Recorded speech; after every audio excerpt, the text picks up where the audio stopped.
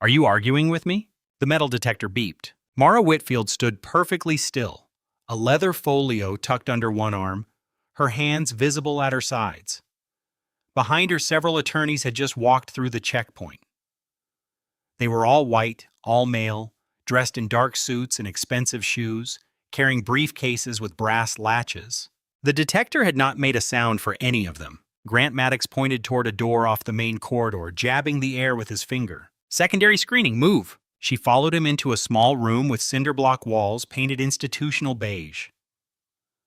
Fluorescent lights hummed overhead. A metal table was bolted to the concrete floor. There were no windows. The door clicked shut behind them. Grant took her folio without asking. He opened it and flipped through the contents slowly, reading case names, scanning highlighted passages, and pausing over the legal briefs for Harper versus Ashford Holdings. The tabs were color-coded. Every citation had been checked more than once. "What's this?" he asked. "You a lawyer? A law student?" "I'm here to file. Students use the law library entrance, not the main door." Mara's eyes moved to the sign mounted on the wall behind him. Black text on white laminate. An official county seal in the corner. She read it aloud, her voice steady and clear. "All persons entering courthouse facilities shall be subject to security screening without regard to race, color, or national origin pursuant to North Carolina law." Grant did not turn to look at the sign. His jaw tightened instead.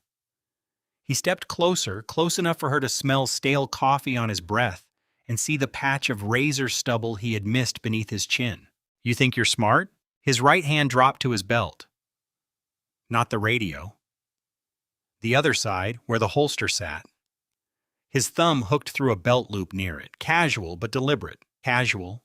What Grant Maddox didn't know, what he couldn't know as he stood there in his courthouse security uniform, with 6 prior complaints buried in his personnel file, was that the woman in front of him had a photographic memory for case law, a Rhodes Scholarship, and a summer Supreme Court clerkship under Justice Helena Marlowe on her resume. He didn't know her father was Fourth Circuit Judge Everett Whitfield, author of one of the most cited civil rights opinions in recent federal case law.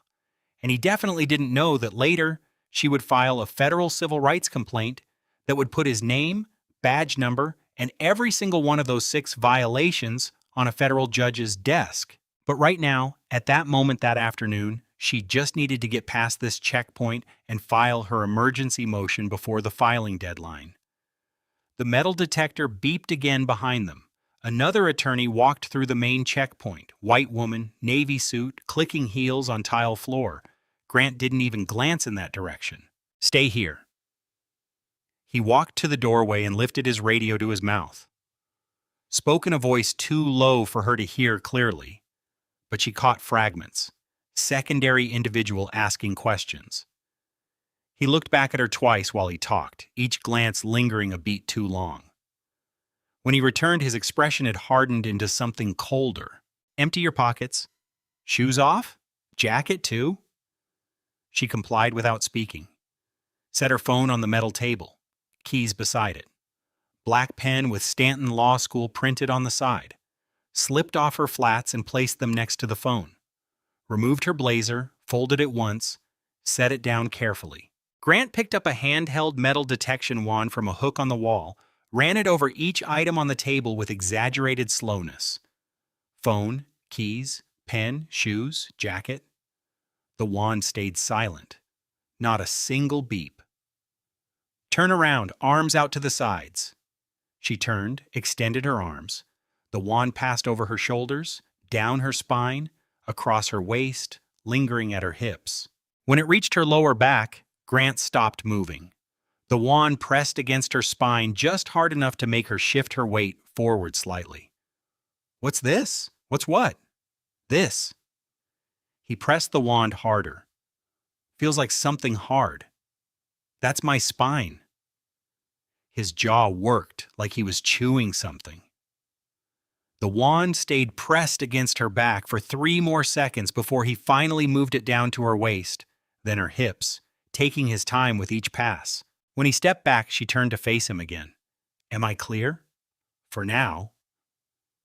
She gathered her belongings, Phone, keys, pen back into her blazer pocket, shoes back on, jacket over her arm. When she reached for her folio, Grant picked it up first. "What else you got in here today?" "Legal documents for a case I'm filing. Open it." She unzipped the folio. Grant pulled out documents one by one. Motion for temporary restraining order, supporting brief. Affidavit from Mrs. Evelyn Harper. Exhibits A through D. Certificate of service. He read the caption on the motion, lips moving slightly as he processed the words. Emergency temporary restraining order.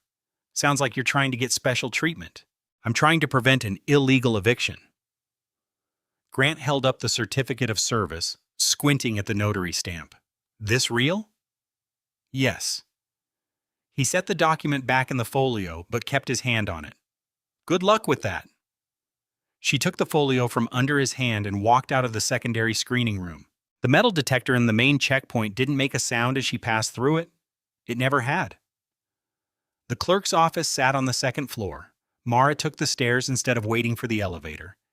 Each step measured, controlled, while her mind cataloged every detail from the last several minutes. Grant's badge number. She'd memorized it from his uniform plate. 4792.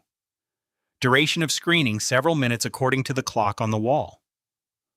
3 white attorneys passed through during that time. 0 secondary screenings. Her phone buzzed in her pocket as she reached the landing.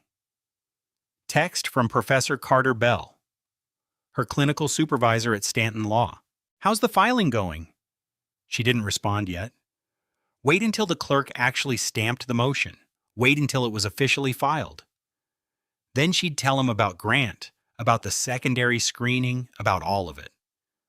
The clerk's office had fluorescent lighting that made everyone's skin look slightly gray, and walls painted in a shade of beige that seemed designed to inspire hopelessness. A long-form Mysica counter separated courthouse staff from the public. Behind it, 3 clerks worked at desks covered in stacks of files.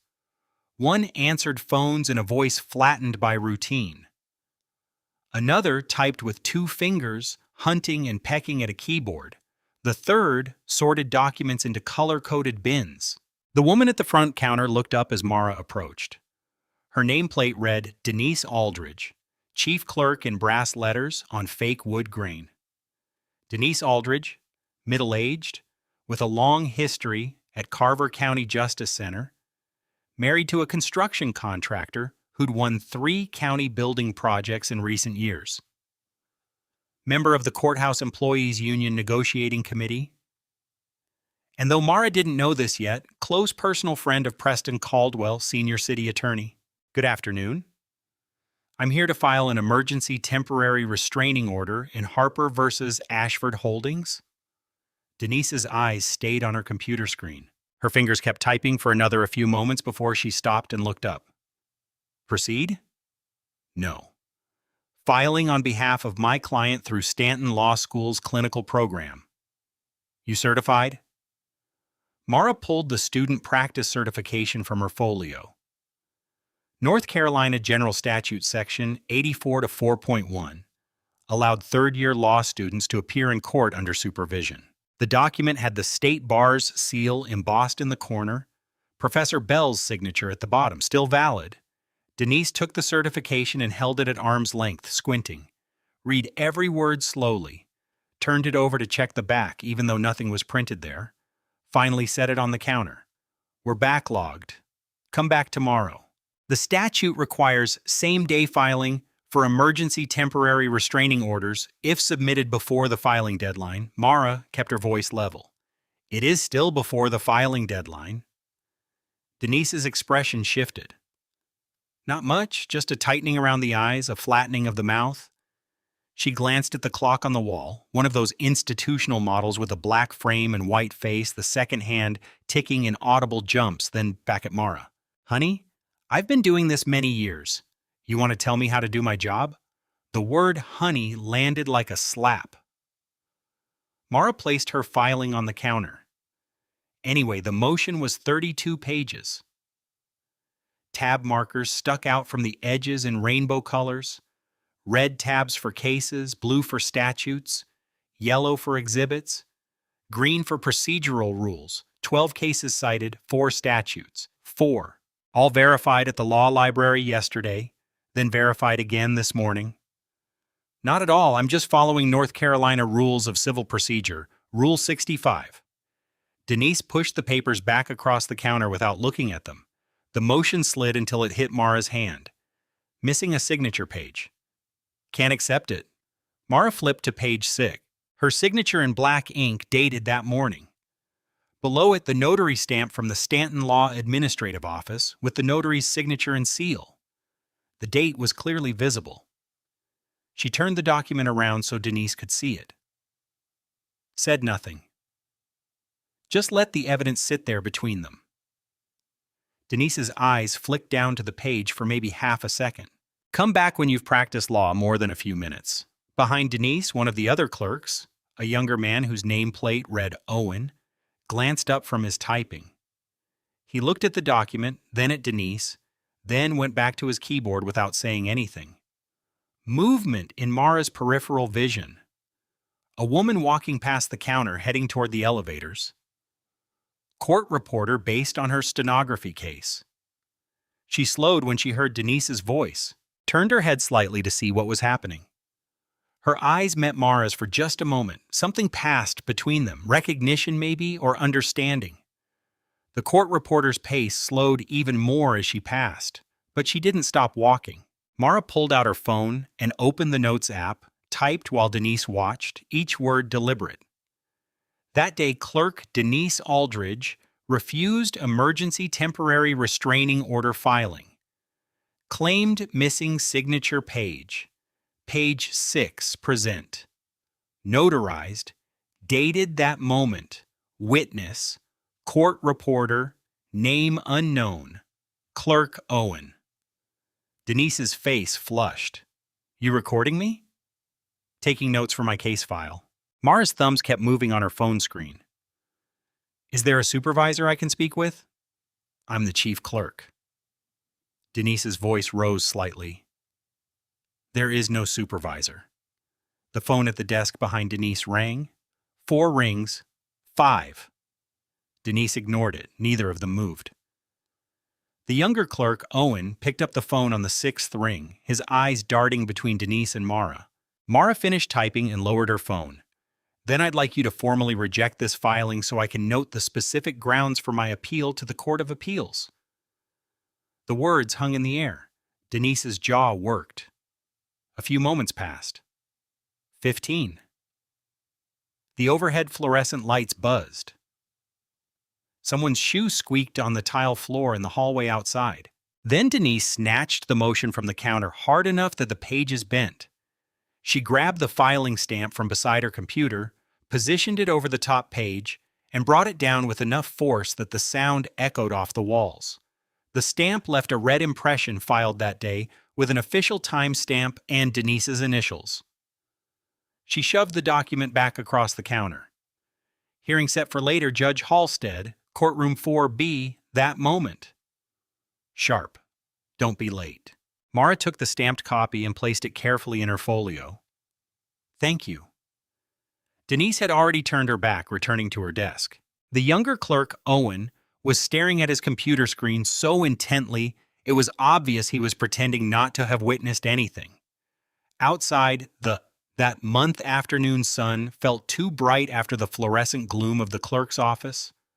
Mara walked to her car in the courthouse parking lot, got in, locked the doors, and sat for a full minute with her hands on the steering wheel. Then she opened her laptop and pulled up the Harper case file.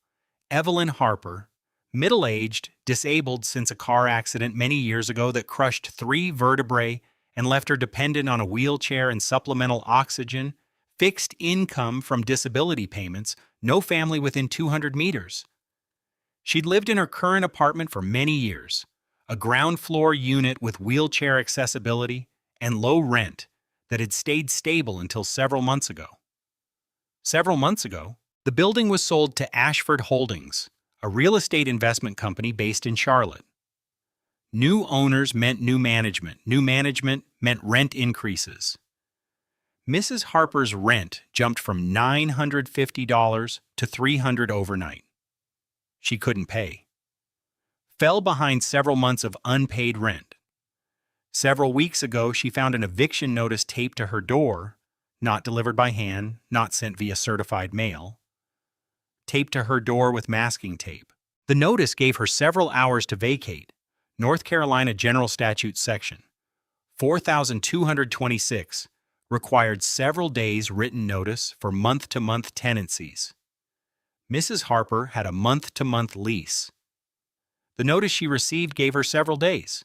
Mara had tried negotiating with Ashford Holdings, called their property manager 6 times, left voicemails, sent emails, finally got a call back from someone who identified himself only as Mark from legal and informed her that Mrs. Harper had waived her notice rights in her lease agreement. Mara found the lease, read it cover to cover, found the clause on page 14. Tenant waives all statutory notice requirements and agrees to vacate within several hours of written notice for non-payment. Standard boilerplate in Ashford's leases. Apparently also completely unenforceable under North Carolina law. Brown v. Kenner. 175 North Carolina Appeals 68. The State Court of Appeals had held that statutory tenant protections couldn't be waived by contract. Any clause purporting to waive those rights was void as against public policy. Mara had sent Mark from legal a copy of Brown v. Kenner with the relevant passages highlighted. Never got a response. Instead, she got a notice that the eviction was scheduled for a later day. That day, at that moment, a sheriff's deputy would arrive to remove Mrs. Harper and her belongings from the premises. That was when Mara filed the emergency temporary restraining order, and Denise Aldridge had just set the hearing for that day, several days after Mr. Harper would already be evicted. Mara closed the laptop and pulled out her phone, opened a new document, and started typing. Motion for emergency advancement of hearing date. If this story is resonating with you, please hit that like button and subscribe. Your support helps us continue bringing these stories to light. The Stanton Law Clinical Program Office was mostly empty when Mara arrived at that moment. Most students had finished their work for the day.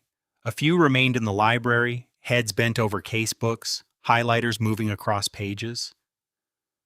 Professor Bell's office was at the end of the hall. His door stood open. He sat at his desk with a stack of student briefs in front of him, red pen in hand, reading glasses perched on his nose. He looked up when she knocked on the door frame. "How'd it go?" She handed him the stamped filing.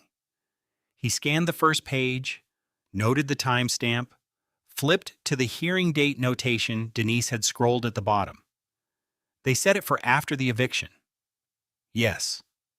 He set the document down and removed his glasses. "You expected this?" "I prepared for it. I drafted a motion for advancement this afternoon. I'll file it tomorrow morning." Professor Bell leaned back in his chair. He was 53, had been teaching at Duke for many years, ran the clinical program for 12. Before that, he'd spent many years as a public defender in Atlanta. He'd seen every trick prosecutors and judges could pull. Lost cases he should have won because the system protected itself. Won cases he should have lost because he documented every procedural violation meticulously. Tell me what happened. Start at security. Mara walked him through it. Grant Maddox and the secondary screening. The several minutes and a few moments. The 3 white attorneys who'd passed through without issue. The wand pressed against her spine. His hand hovering near his weapon. Professor Bell's expression didn't change, but his jaw tightened. And the clerk's office. She described Denise Aldridge's refusal, the claim about the missing signature page, the court reporter who'd slowed down, Owen, the younger clerk who'd witnessed everything but said nothing, the final stamp that Denise had brought down like a gavel. When she finished, Professor Bell was quiet for a long moment. Names? Grant Maddox, badge number 4792. Denise Aldridge, chief clerk. He wrote them down in a small notebook he kept in his desk drawer. You documenting everything. Times, dates, witnesses, exact words where I can remember them. Photos, video. Not yet. They wouldn't let me have my phone in secondary screening. Next time, start recording before you go through security. Audio only if you have to. North Carolina is a one-party consent state. You can record any conversation you're part of without telling them. Mara nodded. She already knew that, had looked up the statute last week when this started getting complicated. Professor Bell steepled his fingers, elbows on his desk. I need to ask you something, and I want you to be completely honest. Are you prepared for how hard they're going to push back? I'm prepared. Because courthouse staff doesn't like being challenged, he paused, especially by young black women who cite statutes at them. Yes. No hedging, no sugarcoating, just honesty. And it's going to get worse before it gets better. You file that advancement motion, they'll find another reason to delay. You push on the delay, they'll push back harder. You keep pushing, they'll start looking for ways to make your life difficult, make you want to give up. I won't give up. I believe you. But Mara, I also need you to think about Mrs. Harper. If you make this a fight, they might take it out on her. Deny her benefits she's entitled to. Slow walk other cases she needs help with. Make her life harder because you made theirs harder. Mara had already thought about that. Stayed up until 2 a.m. last night thinking about it. Mrs. Harper called me yesterday, told me she's lived in North Carolina her whole life, many years, and in all those years, every time she's needed help from the government, from the courts, from any official system, they've made it as difficult as possible, made her wait, made her prove she deserved help, made her feel like she was asking for charity instead of claiming her rights. She met Professor Bell's eyes. She said if they're going to make it hard anyway, she'd rather fight and lose than roll over and accept it. So yes, I've thought about the risks, and I'm still going forward. Professor Bell smiled slightly, opened his desk drawer, and pulled out a business card. Then, you're going to need this. The card was simple. White stock, black text, Adrian Cole, Senior Staff Attorney, ACLU of North Carolina, a Raleigh phone number, and email address below. Why would I need the ACLU for a landlord-tenant case?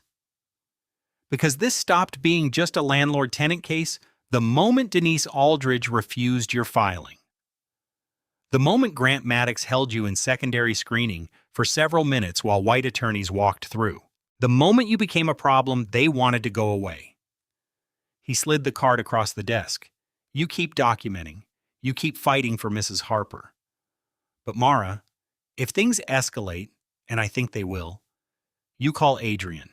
Tell him I sent you. He'll know what to do. Mara pocketed the card.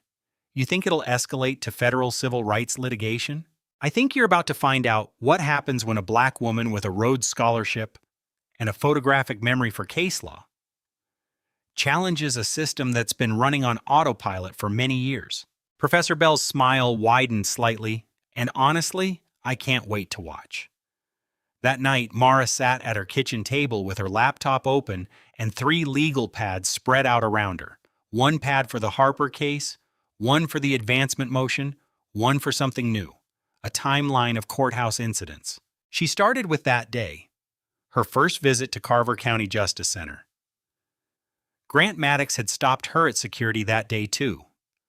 Secondary screening several minutes claimed the metal detector had beeped, though she'd walked through it without incident after the screening. That day, second visit. Grant again. Different excuse that time said her bag looked suspicious. Searched every compartment. Several minutes. That day. Third visit. Grant again. No excuse offered. Just pointed at the secondary screening room. 8 and 1/several minutes. That day, Grant again. Several minutes. That day. Today, several minutes. Pattern established. Every single visit. Every single time Grant Maddox was on duty. Every single time. Secondary screening. Average duration several minutes.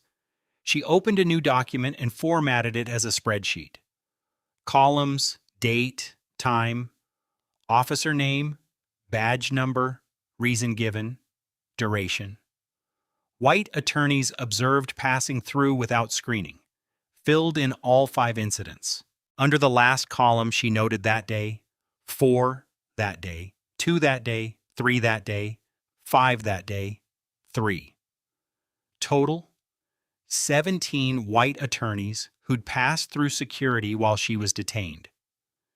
0 secondary screenings. She saved the document, backed it up to 3 different cloud services. Then she pulled up North Carolina General Statute, Section 1434222.3.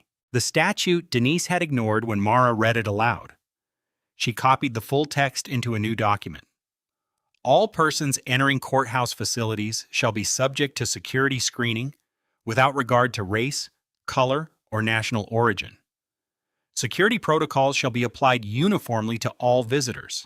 Any deviation from uniform application requires documented justification and supervisory approval. Documented justification. Supervisory approval. Grant had never documented anything. Never called a supervisor until today when Sergeant Clara Denton told him to clear Mara through. She added that to her notes. Her phone buzzed. Text from me. Harper, did you file it? Mara typed back. Yes. Hearing is set for later that day. 3 dots appeared immediately. That's after a later day after they evict me. I know. I'm filing a motion tomorrow to move the hearing earlier, and if that doesn't work, I'm filing an immediate appeal. The 3 dots appeared again. Disappeared. Appeared. Finally. Thank you for fighting. Mara set her phone down and looked at her timeline spreadsheet. 5 incidents, 17 white attorneys, 9.5 minutes average delay. Not enough data yet for a federal civil rights complaint, but getting there. She closed her laptop and went to bed. Set her alarm early. The advancement motion needed to be perfect. That morning arrived cold and gray. Mara dressed carefully. Navy suit, white blouse, minimal jewelry, professional, serious, the kind of presentation that said, "I belong here," without having to speak the words aloud. She arrived at the courthouse at that moment, several minutes before the hearing. Plenty of time. Grant Maddox stood at the security checkpoint. When he saw her approaching, something shifted in his expression. Not quite a smile, more like satisfaction. Secondary screening. No preamble this time, no pretense, just the command. She followed him to the room, same routine. Empty pockets, remove shoes, belt, jacket, watch, earrings. But this time, before he picked up the wand, she pulled out her phone. What are you doing? Taking notes. She opened the Notes app, typed that day, that moment. Officer Maddox, badge 4792. Secondary screening, 6th consecutive visit. Put that away. North Carolina is a one-party consent state. I'm allowed to document my own interactions with government officials. Grant's hand moved to his radio. I said, "Put it away." She lowered the phone but didn't turn it off, just held it at her side, screen facing her thigh. Turn around, arms out. The wand passed over her shoulders, down her spine. Slower this time. When it reached her lower back, Grant stopped. Pressed the wand against her vertebrae hard enough that she had to step forward to keep her balance. What's this? My spine? Doesn't feel like a spine. Officer Maddox, unless you have medical training that qualifies you to diagnose skeletal abnormalities through a security wand, I suggest you move on. His jaw clenched. The wand stayed pressed against her back for 3 more seconds. 4. 5. Then he moved it down to her waist, her hips, taking his time with each pass. When he finally stepped back, she turned to face him. Her phone was still in her hand, screen visible.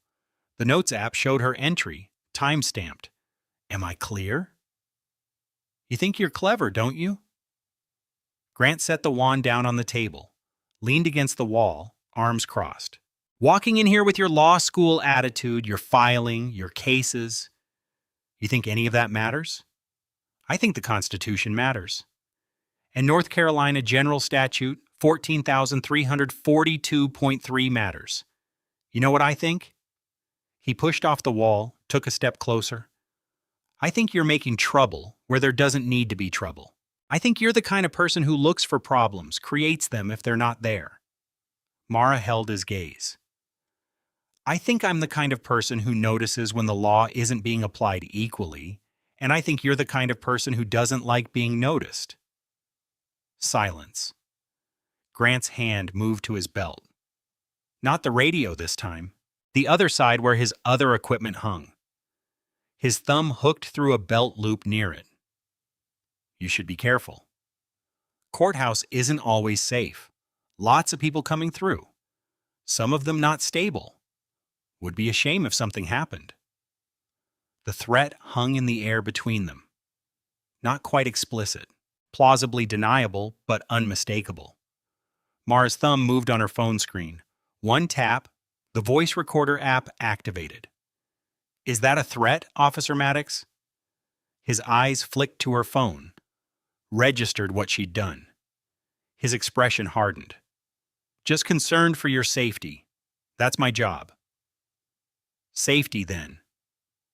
I appreciate your concern. Am I free to go?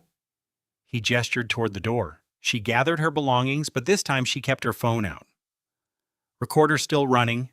Walked through the metal detector. It didn't beep. In the hallway, she stopped the recording, saved it with the file name Maddox Threat 10 to 17, uploaded it to cloud storage immediately. Then she climbed the stairs to the third floor. Courtroom 4B looked exactly like every other courtroom she'd seen. Wood paneling on the walls, rows of benches for the gallery, tables for counsel, one on each side. The judge's bench elevated above it all, American flag and North Carolina flag flanking it. The room was empty except for a bailiff arranging files at the clerk's table. Mara took a seat in the gallery and opened her binder. The advancement motion was 12 pages, 4 primary arguments. First, irreparable harm to Mrs. Harper if the eviction proceeded before the hearing. Second, inadequate notice violated due process. Third, scheduling the hearing after the eviction rendered the court's review meaningless. Fourth, justice delayed is justice denied. She'd cited 8 cases, 3 North Carolina Court of Appeals decisions, 2 state Supreme Court cases, 3 federal cases on procedural due process, all directly on point. At that moment, the door opened. A man walked in wearing a charcoal suit that probably cost more than Mara's monthly rent. Late 40s, graying at the temples, in a way that made him look distinguished rather than old. Leather briefcase with brass fittings. Gold watch that caught the light. Preston Caldwell. She'd researched him thoroughly. Stanton Law School, from an earlier class, graduated top 15%. Spent with a long history at a white shoe firm in Charlotte. Doing corporate defense, made partner, then surprised everyone by taking a 60% pay cut to join the Carver City Attorney's Office as a senior attorney. That was many years ago.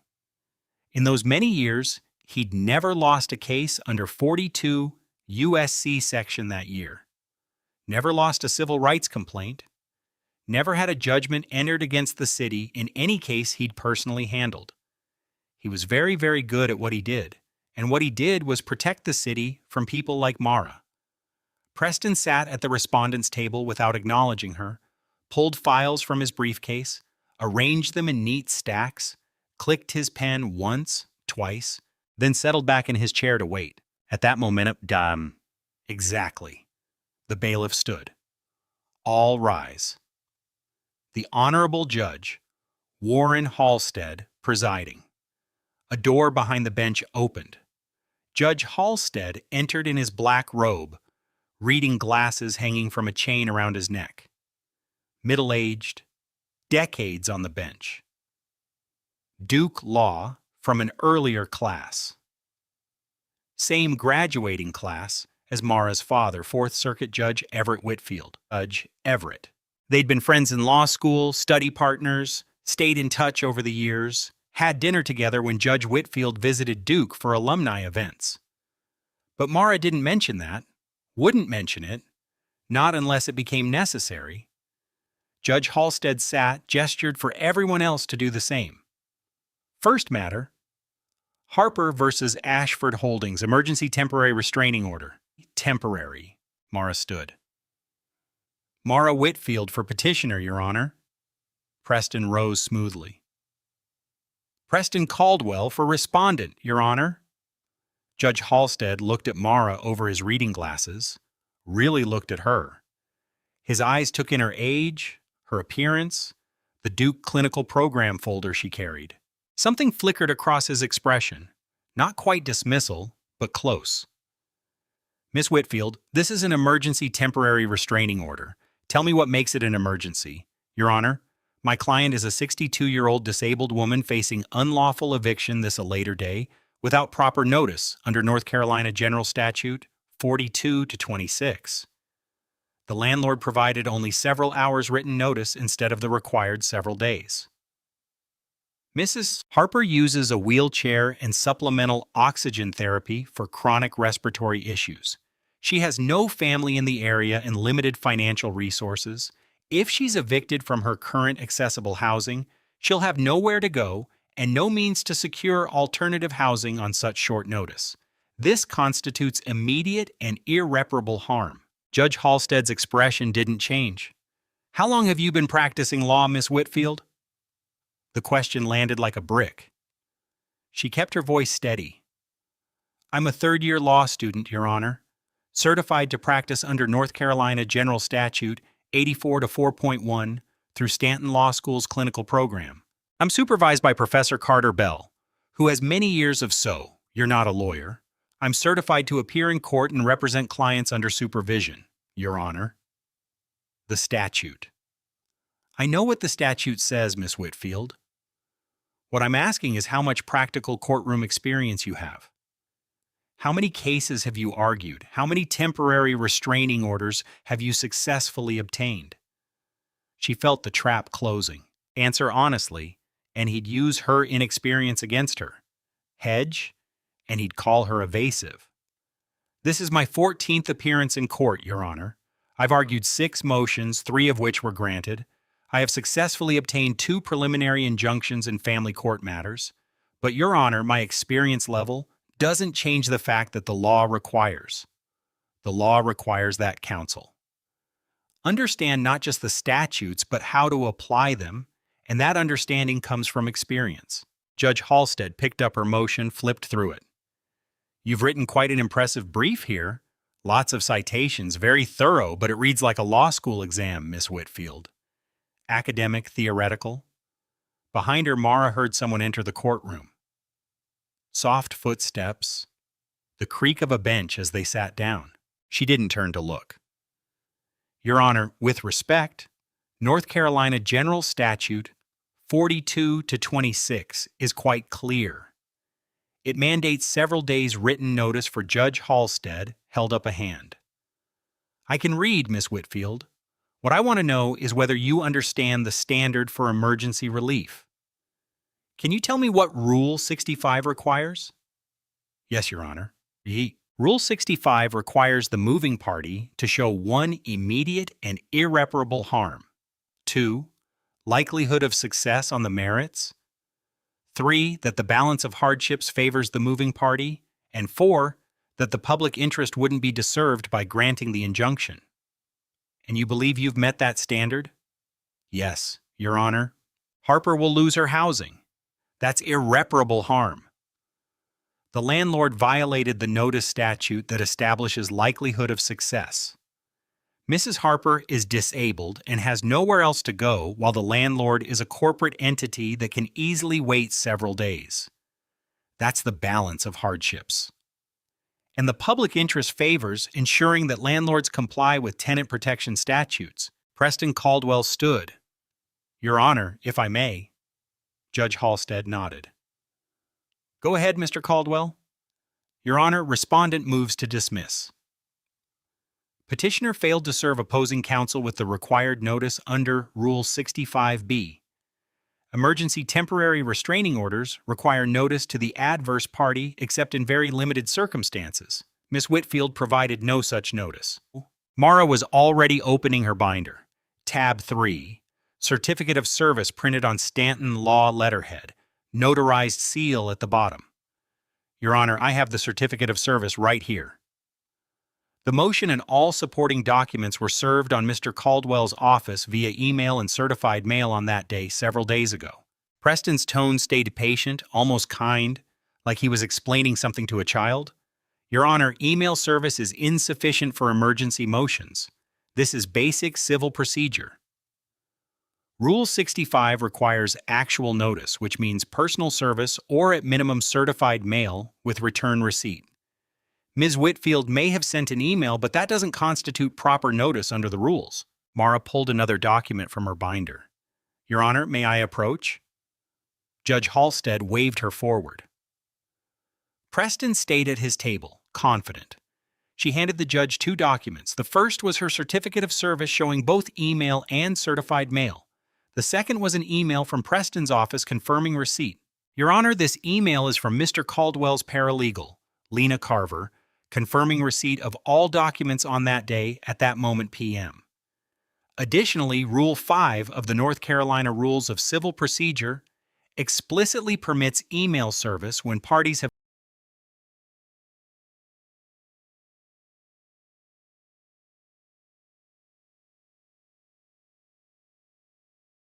consented to electronic service. The city attorney's office consented to email service when they filed their initial response in this matter, which included their email address for service. Judge Halstead read both documents. Preston's expression tightened fractionally. I'll allow it, Judge Halstead said finally. But Ms. Whitfield, in the future, when you're dealing with emergency matters, follow the most conservative interpretation of the rules. Better to overserve than underserve. Understood, Your Honor. She returned to her table. Preston was already standing again. Your Honor, even if we accept that service was adequate, petitioner still lacks standing. Mrs. Harper signed a lease agreement that expressly waives her right to challenge eviction procedures. That waiver is binding. She gave up her statutory protections voluntarily when she signed the lease. Mara didn't need her notes for this. She'd spent several hours researching this exact issue. Your Honor, waiver clauses for statutory tenant protections are void as against public policy under Brown v. Kenner, 175 North Carolina, AP 68. The Court of Appeals held that tenants cannot waive statutory rights designed to protect them from exactly this kind of abuse. The legislature created these protections because of the inherent power imbalance between landlords and tenants. Allowing landlords to contract around those protections would render the entire statutory scheme meaningless. Preston checked his legal pad, found nothing. Mara saw the moment he realized she was right. The case was directly on point, and he had no good response. Judge Halstead leaned back in his chair. I'll take the matter under advisement. Hearing continued to a later day. That day at 2 p.m. Your Honor, Mara stood. Mrs. Harper's eviction is scheduled for this, a later day. That day, at that moment a.m. Continuing the hearing until that day means she'll already be evicted several days before this court can rule. The temporary restraining order exists precisely to prevent irreparable harm while the court considers the merits, if Mrs. Harper is evicted before the hearing. The entire purpose of the temporary restraining order is defeated. Miss Whitfield, this court has a full docket. I can't rearrange my entire calendar because you filed an emergency motion at the last minute. Your Honor, I filed within the time limits established by Rule 65. The emergency isn't of my making. It's created by the landlord's violation of the notice statute. And with respect, the statute requires this court to hold a hearing on a temporary restraining order within a short window of filing. I'm asking for a hearing in several days, which is well within the statutory time frame. Judge Halstead's expression hardened. And I'm telling you, Miss Whitfield, that a later day, that day, is when this hearing will occur. If Mrs. Harper needs relief before then, she can pay her back rent and avoid eviction entirely. Your Honor, Mrs.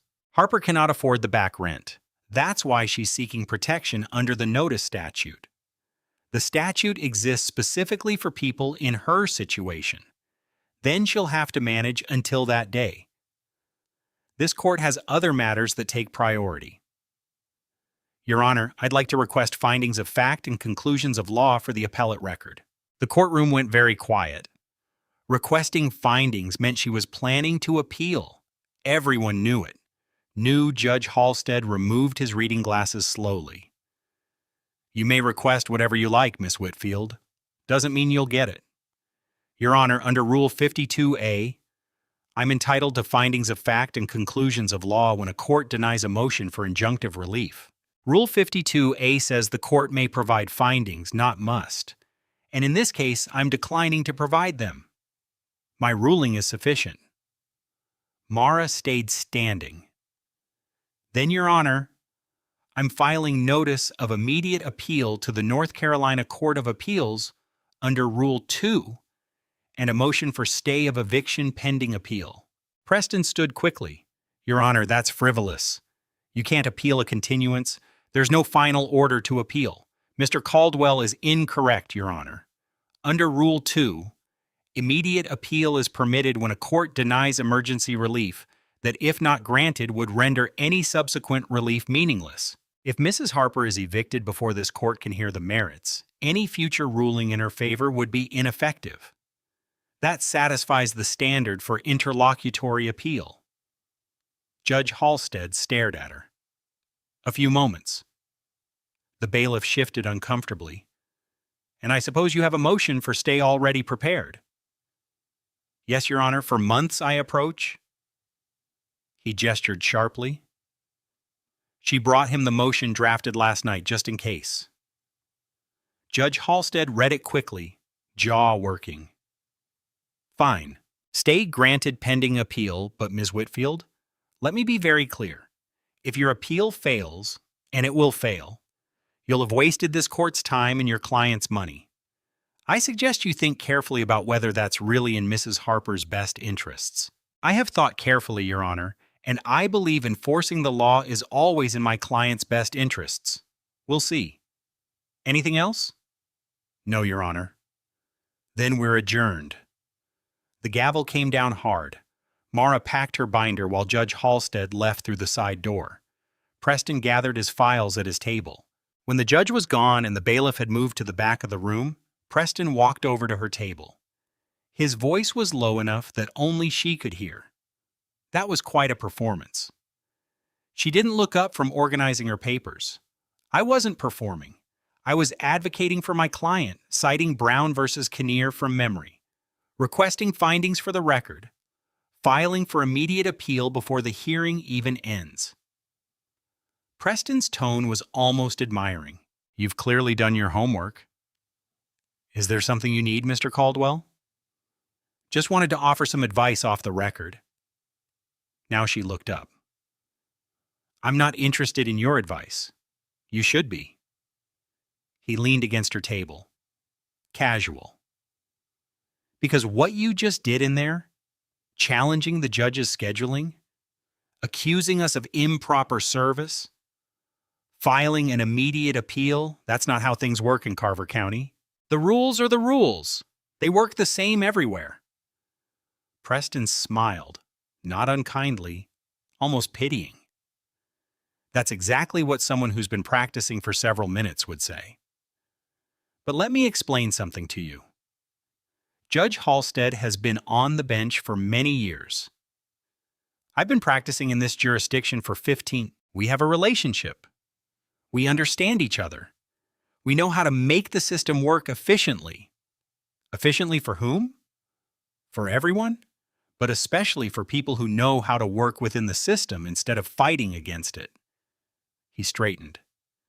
You're a bright student, good instincts, solid research skills, but you're young and you don't understand how quickly you can burn bridges in a small legal community like this. Are you threatening me, Mr. Caldwell? I'm offering friendly advice. This case, Harper versus Ashford Holdings, it's not the hill you want to die on. Your client is several months behind on rent. The landlord has a legitimate business interest in removing a non-paying tenant. You can dress it up with statutory arguments all you want, but at the end of the day, she owes money she can't pay. Fighting that isn't going to help her. It's just going to make enemies for you. Mara zipped her binder closed, stood to face him directly. Mr. Caldwell, my client has rights under North Carolina law. Those rights don't disappear because she can't afford her rent. The statute requires several days' notice. The landlord provided 3. That's a violation, and I'm going to keep fighting until either the law is enforced or I exhaust every possible appeal. Preston's smile faded. Then you're going to learn a hard lesson about what happens when idealism meets reality. He walked away. Mara watched him go, then pulled out her phone and added to her notes. Post-hearing conversation with Preston Caldwell. Suggested I'm making enemies, implied system works better for those who don't challenge it. Warned me I'm burning bridges. Possible intimidation attempt. She saved the note and left the courtroom. We're at a crucial turning point in this story. If you want to see what happens next, please subscribe and hit that notification bell. The clerk's office was busy when Mara arrived several minutes later. Lunch hour rush, people filing documents, requesting copies, asking questions. The line snaked back from the counter almost to the door. Mara got in line, waited, watched the clerk's work. Denise Aldridge was at the far end of the counter processing a stack of files. When she glanced up and saw Mara in line, her expression soured. Several minutes later, Mara reached the counter. Different clerk this time, younger man, early 30s. Name tag read Owen Hartley. I need to file a notice of appeal and motion for stay. Owen took the documents, scanned the first page. These are for Judge Halstead's case this morning. Yes. He just ruled on this an hour ago. Yes, and I'm exercising my right to immediate appeal under Rule 2. Owen looked uncertain, glanced toward the back of the office where Denise was working. I'll need to check if Owen. Denise appeared from the back office, saw Mara, her jaw tightened. You again? I'm filing a notice of appeal and motion for stay. Denise took the documents from Owen, flipped through them slowly, reading each page. A few moments, 45, a full minute. The people behind Mara in line shifted impatiently. Denise set the documents on the counter. These need to be reviewed before acceptance. Rule 3 of the North Carolina Rules of Appellate Procedure states that the clerk shall accept all notices of appeal. There's no discretionary review process. The clerk's duty is ministerial. Are you telling me how to do my job again? I'm citing the rule. Denise's voice rose slightly. Owen, get the supervisor. Owen hesitated, looked at Mara, looked at Denise, then disappeared into the back office. Several minutes passed. The line behind Mara grew longer. People muttered. Someone said, "Can we get another clerk over here?" Finally, a man in a tie emerged from the back. 50-some years old, graying hair, reading glasses on a chain, name tag, Harold Benton, clerk supervisor. What's the issue? Denise gestured at the documents. This person is trying to file an appeal without proper authorization.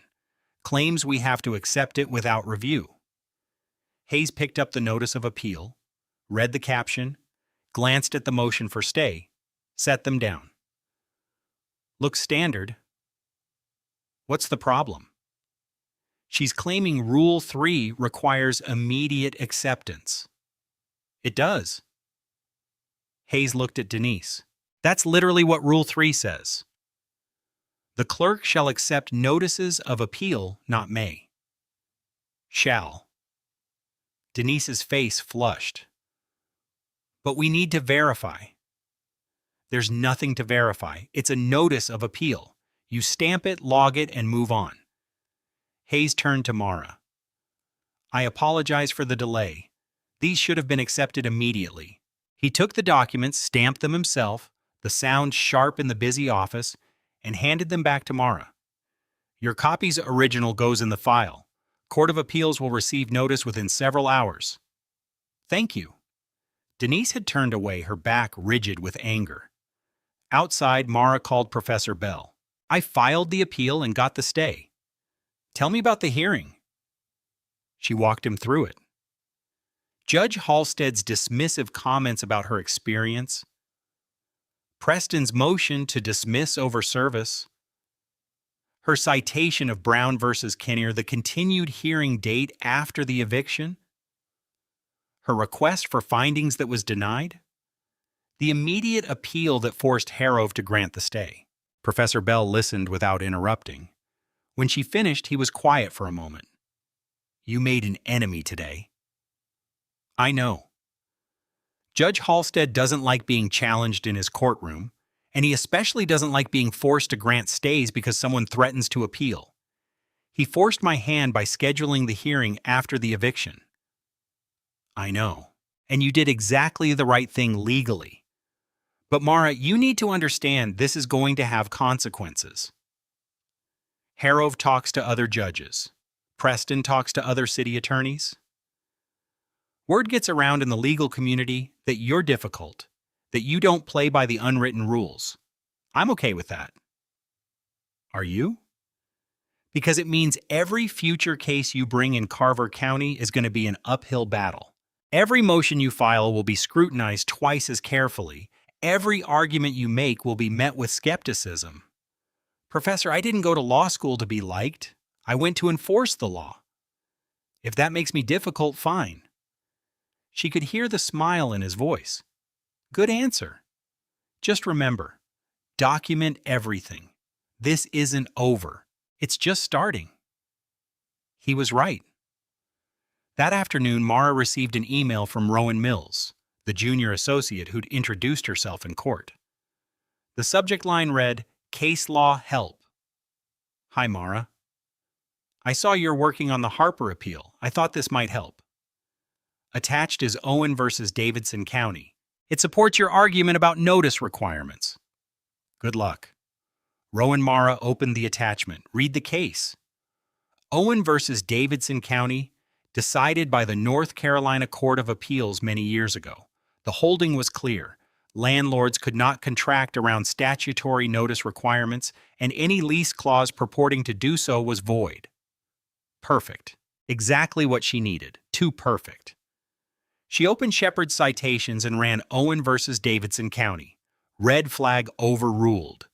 State versus Henderson, 367 North Carolina, 171 decided long before. The Supreme Court had explicitly overruled Owen, holding that under certain circumstances, notice waivers were enforceable. Mara read Henderson carefully. The case was distinguishable. It involved commercial leases, not residential, and the court had specifically noted that residential tenant protections remained intact. But if she'd cited Owen without checking Shepard's first, Preston would have eviscerated her on appeal, made her look incompetent, destroyed her credibility. And Rowan was a junior associate at the city attorney's office. She knew how to run Shepard's citations. She'd gone to law school, passed the bar. This wasn't an innocent mistake. This was sabotage. Mara screenshot the email, saved it to her growing courthouse access folder. Then she replied, Rowan, thanks for the suggestion. I noticed Owen was overruled in State versus Henderson, 367 North Carolina, 171. Were you aware? Just want to make sure we're both citing good law. Best Mara. She sent it, waited. No response. That night she created a new section in her case file. Professional misconduct. Under it, she filed the screenshot of Rowan's email with a note. Attempted sabotage via bad law. Junior associate at opposing counsel's office sent overruled case with no warning about its status. Either gross incompetence or intentional misconduct. Given her position and legal training, intentional seems more likely. She saved the file and made 3 backup copies. The next several weeks passed in a blur of legal research and procedural battles. The Court of Appeals scheduled oral arguments for that day, still far ahead. In the meantime, the stay prevented Mrs. Harper's eviction, but Ashford Holdings filed motion after motion trying to dissolve it. Motion to reconsider the stay? Denied. Motion to modify the stay to require Mrs. Harper to pay ongoing rent. Granted partially, Mrs. Harper had to pay current rent but not the back rent. Motion for sanctions against Mara for filing a frivolous appeal. Denied, but Judge Halstead's written order included language about overzealous advocacy by inexperienced counsel. And through it all, Grant Maddox was at the security checkpoint every single time Mara visited the courthouse. That day. Secondary screening, several minutes. That day. Secondary screening, several minutes. Grant made her remove her shoes, belt and jacket, then had her stand against the wall while he searched her bag compartment by compartment. That day. Secondary screening, several minutes. Grant questioned why she was visiting the courthouse. When she said she was filing a brief, he demanded to see it first. That day. Secondary screening, several minutes. Grant made her stand with her arms extended while he ran the wand over her body 3 times. That day, secondary screening, several minutes. She documented every single one. Date, time, duration, reason given, comparison to other attorneys. By the holiday season, she had 11 incidents logged, statistical pattern undeniable, and then came the parking garage. That day, that afternoon. Mara had just finished filing a response to Ashford Holdings' latest motion. It was getting dark early now, winter coming on. The parking garage was mostly empty at that moment. She was halfway to her car when she heard footsteps behind her. Heavy, quick. "Hey!" She turned. Grant Maddox. Out of uniform jeans, t-shirt, Durham Bulls cap, no badge, no name tag, nothing identifying him as law enforcement except the tactical watch she'd seen him wear at the security checkpoint. "Excuse me." He stopped about 10 feet away. "You got a lot of nerve." Mara took 2 steps back, maintaining distance. Her hand moved to her bag, finding her phone. "I'm not interested in having this conversation." "Well, I'm interested in having it." Grant took a step closer. "You walk into that courthouse every week like you own the place, filing your motions, citing your cases, making trouble for people who are just trying to do their jobs. I'm representing my client. If that's trouble, maybe you should ask yourself why. Denise is a good person. Many years she's been working here, many years of doing everything right, and you come in with your law school attitude and make her look bad." "I didn't make anyone look bad. I cited the rules. If following the rules makes someone look bad, that's not my problem." Grant took another step. 8 feet. "Now you think you're smart. You think that law degree is getting to protect you." Mara pulled out her phone, opened the camera app, hit record. "State your name and badge number for the record." Grant froze. His eyes went to the phone, then to the security camera mounted on the garage ceiling 20 feet away. His jaw worked. "I'm off duty. I don't have to tell you anything. Then this conversation is over." She kept the camera pointed at him, keeping him in frame. "If you continue approaching me, I'll file a harassment complaint with the Carver County Sheriff's Office." Harassment. He laughed, but it didn't sound amused. "I'm trying to give you friendly advice. Watch yourself. Courthouse isn't always safe. Lots of people coming and going, some of them unstable. Would be a shame if something happened to you." "Are you threatening me, Officer Maddox? I'm expressing concern for your safety, that's all." But his eyes were hard.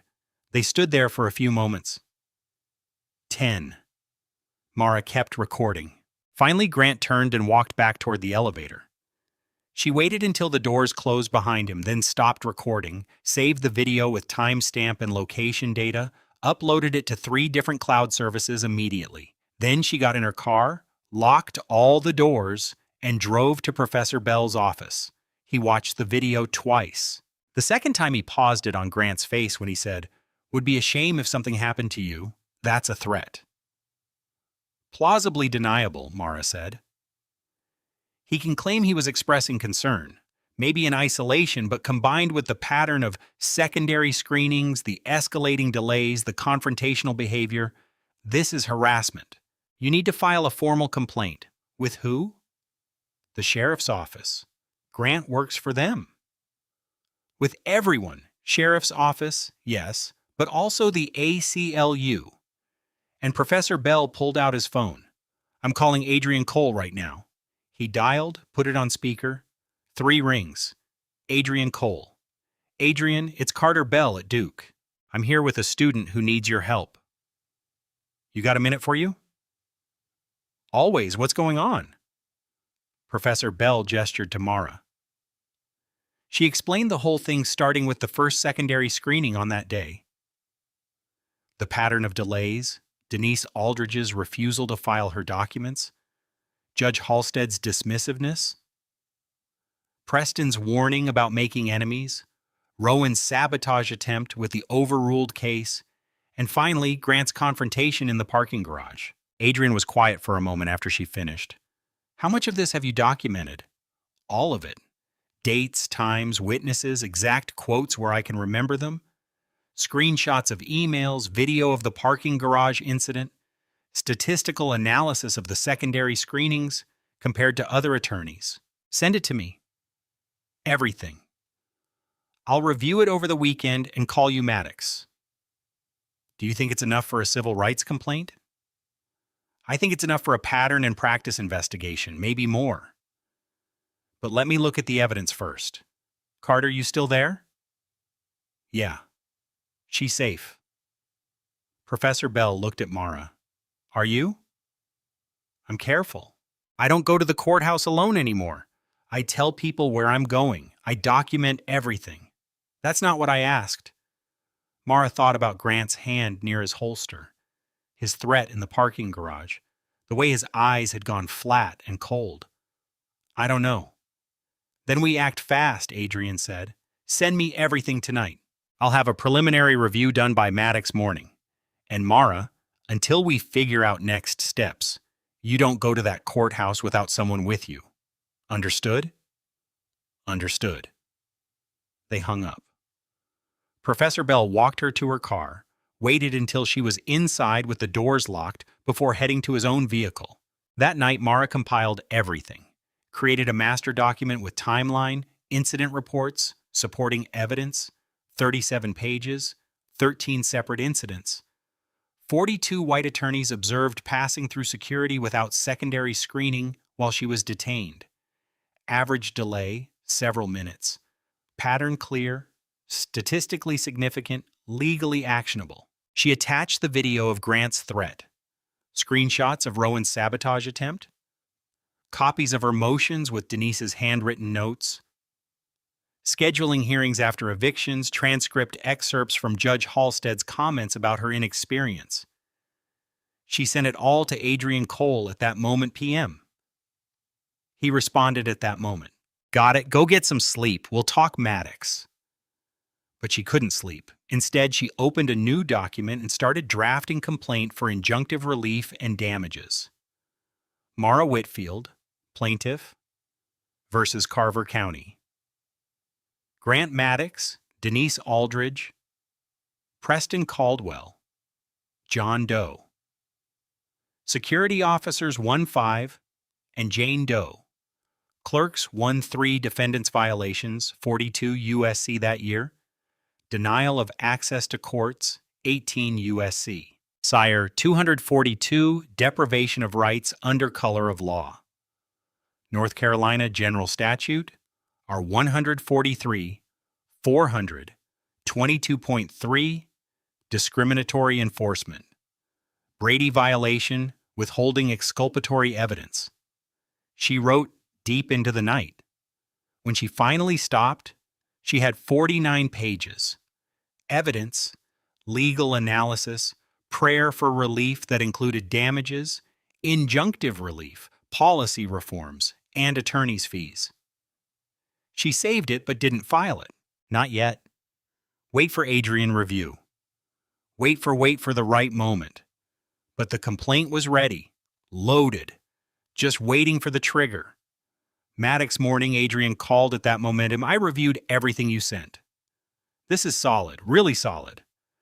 Pattern of harassment, discriminatory enforcement, possible judicial bias. We could file tomorrow if you wanted to. But I think we should wait. Let them escalate a bit more. Right now, they can claim isolated incidents, misunderstandings, judgment calls. If we wait, they'll keep pushing. And every time they push, you document it. Build the pattern until it's absolutely undeniable. How long? Through your oral arguments in that month. That's several months. Keep documenting every courthouse visit, every interaction, every delay. By the time we file, we'll have a broader record of evidence instead of two. Makes the pattern impossible to dismiss. Mara thought about Grant's threat, Denise's hostility, Preston's warnings. 4 more months of that. And if something happens to me before that month, then we file immediately and include assault charges. But Mara, I don't think they're that stupid. They're bullies, but they're not criminals. They're trying to make you quit, make you give up, go away. If you don't, if you keep showing up, keep documenting, keep fighting, they'll eventually make a mistake big enough that we can bury them with it. Okay, I'll wait until that month. In the meantime, send me weekly updates, every courthouse visit, every incident, everything. And Mara, be careful. These people have power, and they're used to using it. She promised to be careful, hung up, looked at her calendar. Today was that day. Oral arguments were that day, several days. She could survive several days. She had to. Time passed to that month, then that month. The oral arguments loomed closer, and with each passing week, the pattern of harassment grew more documented, more undeniable, more purposeful.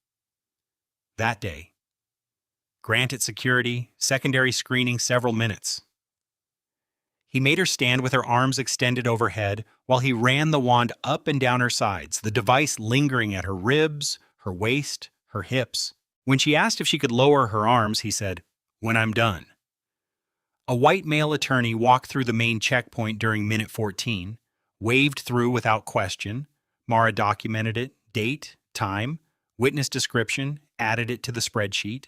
Another documented incident, that day, secondary screening, several minutes. Grant questioned why she needed to visit the courthouse so frequently. She explained she was working on an appellate brief. He demanded to see her bar card. She showed him her student certification. He said it looked fake. Called his supervisor. Sergeant Clara Denton arrived, glanced at the certification, told Grant it was legitimate, and walked away shaking her head. Several minutes total. 3 attorneys passed through the main checkpoint. All white, all men. 0 secondary screenings.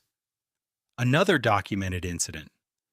That day, Denise Aldridge lost another filing. This time it was Mara's response to Ashford Holdings' motion for summary judgment. The motion was 43 pages with 68 exhibits. Mara had the certified mail receipt showing delivery to the clerk's office at that momented NM. Denise claimed the package never arrived. Mara produced the tracking receipt signed by S. Aldridge at that momented.m. Denise's face went pale, then read, "That's not my signature. It's printed here. S. Aldridge.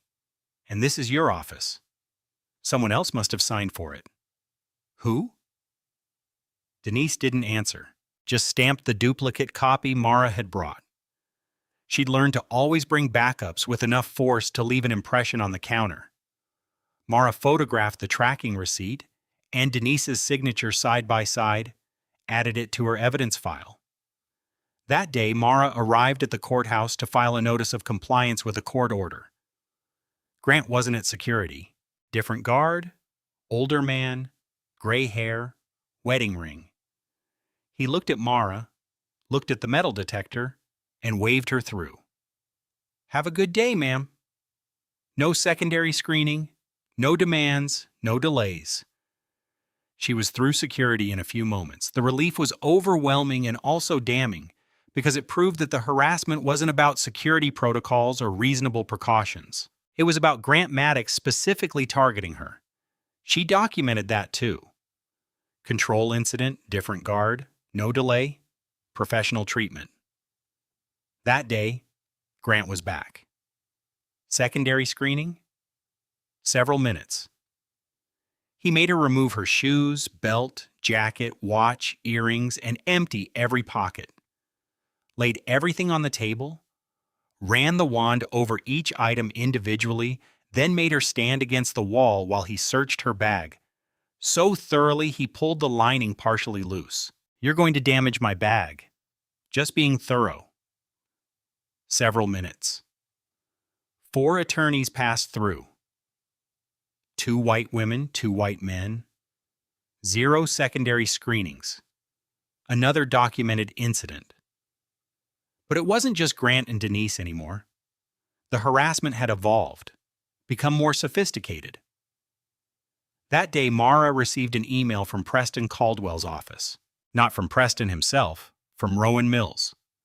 Subject, discovery responses. "Hi, Mara.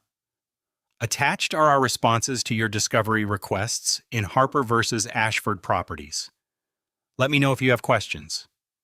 Rowan Mara opened the attachment, 47 pages of responses. Most of them were boilerplate objections, overly broad, unduly burdensome, not reasonably calculated to lead to discoverable evidence. But one response stood out.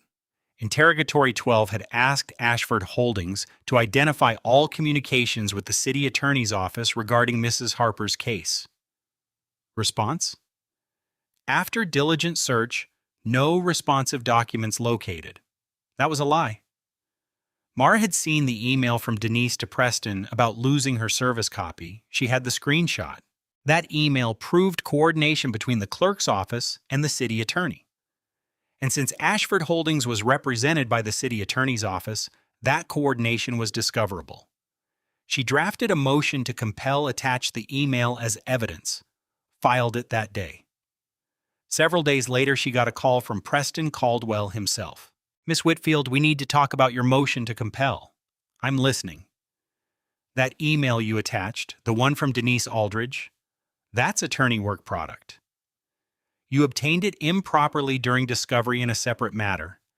Using it in this case violates professional ethics rules.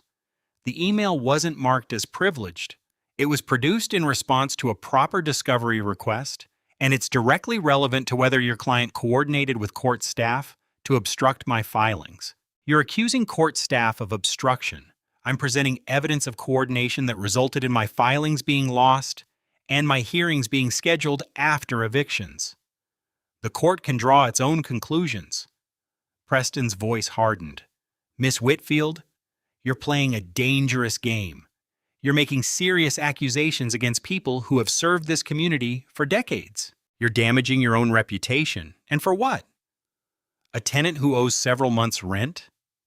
For the principle that the law applies equally regardless of who you are or who you know. Principals don't pay the bills, and they don't get you hired after graduation. You might want to think about your future before you burn every bridge in Carver County." "Is that another threat, Mr. Caldwell?" "It's a reality check. You have talent, real talent. I've been impressed with your legal analysis, but talent doesn't matter if no one will hire you because you're known as difficult. Then I'll go somewhere that values lawyers who actually enforce the law." Preston was quiet for a moment. "I hope you know what you're doing." He hung up. Mara added notes to her file. That day phone call with Preston Caldwell claimed email evidence was improperly obtained. Warned about reputation damage suggested my talent being wasted by fighting. Clear attempt to intimidate into dropping motion to compel. She kept the motion pending. That day, several weeks before oral arguments, Mara filed her final brief with the Court of Appeals. 112 pages, 73 case citations, every argument researched to exhaustion, every possible counter-argument anticipated and rebutted. Professor Bell read it twice.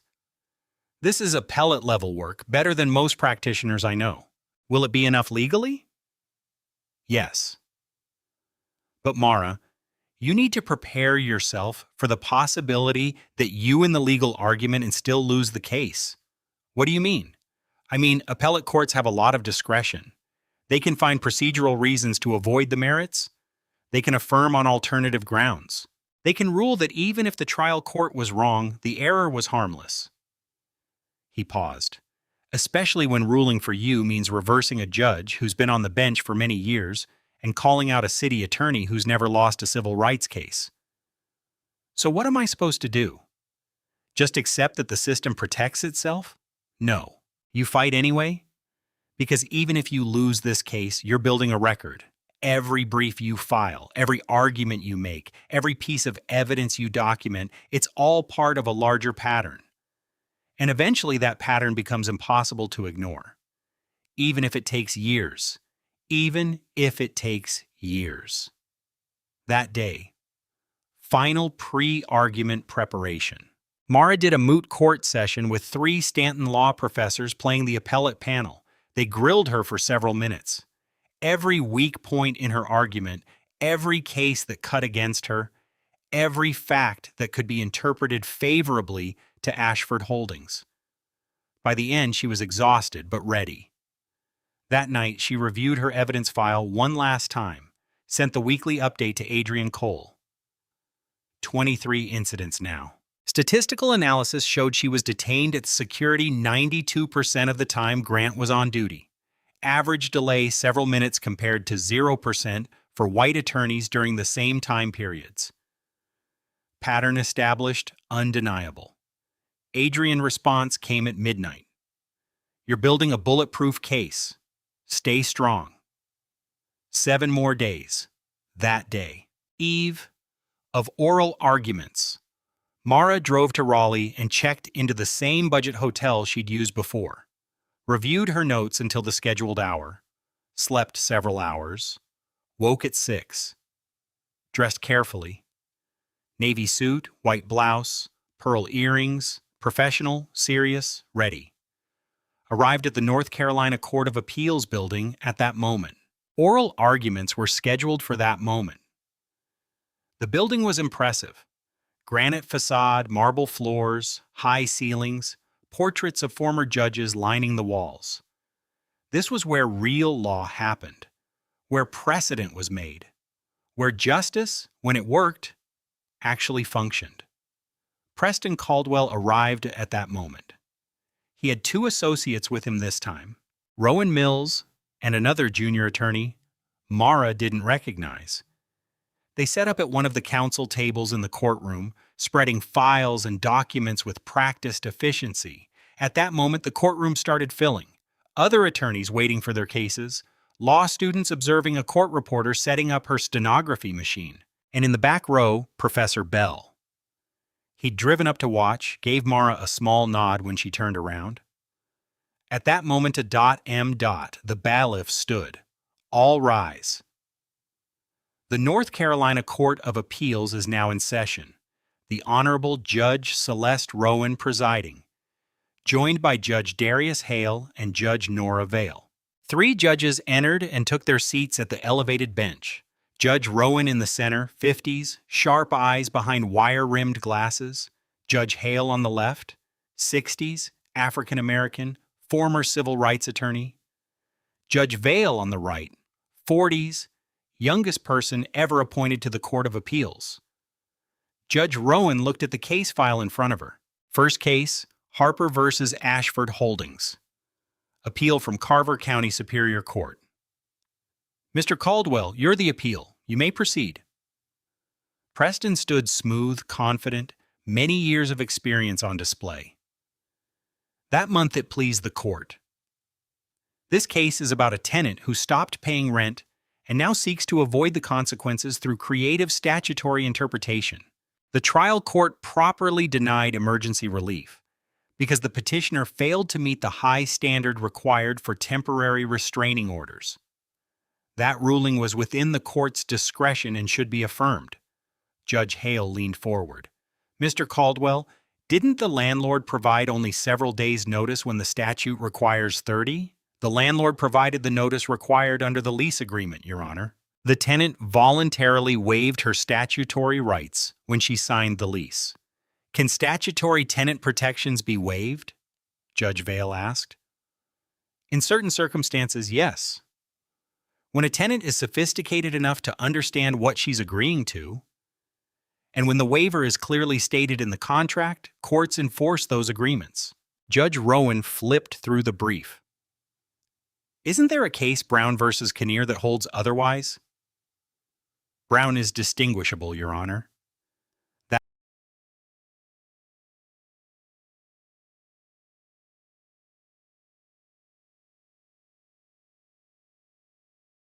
That case involved retaliatory eviction. This case involves non-payment of rent. Different facts, different outcome. Mara listened carefully. Preston was good. Very good.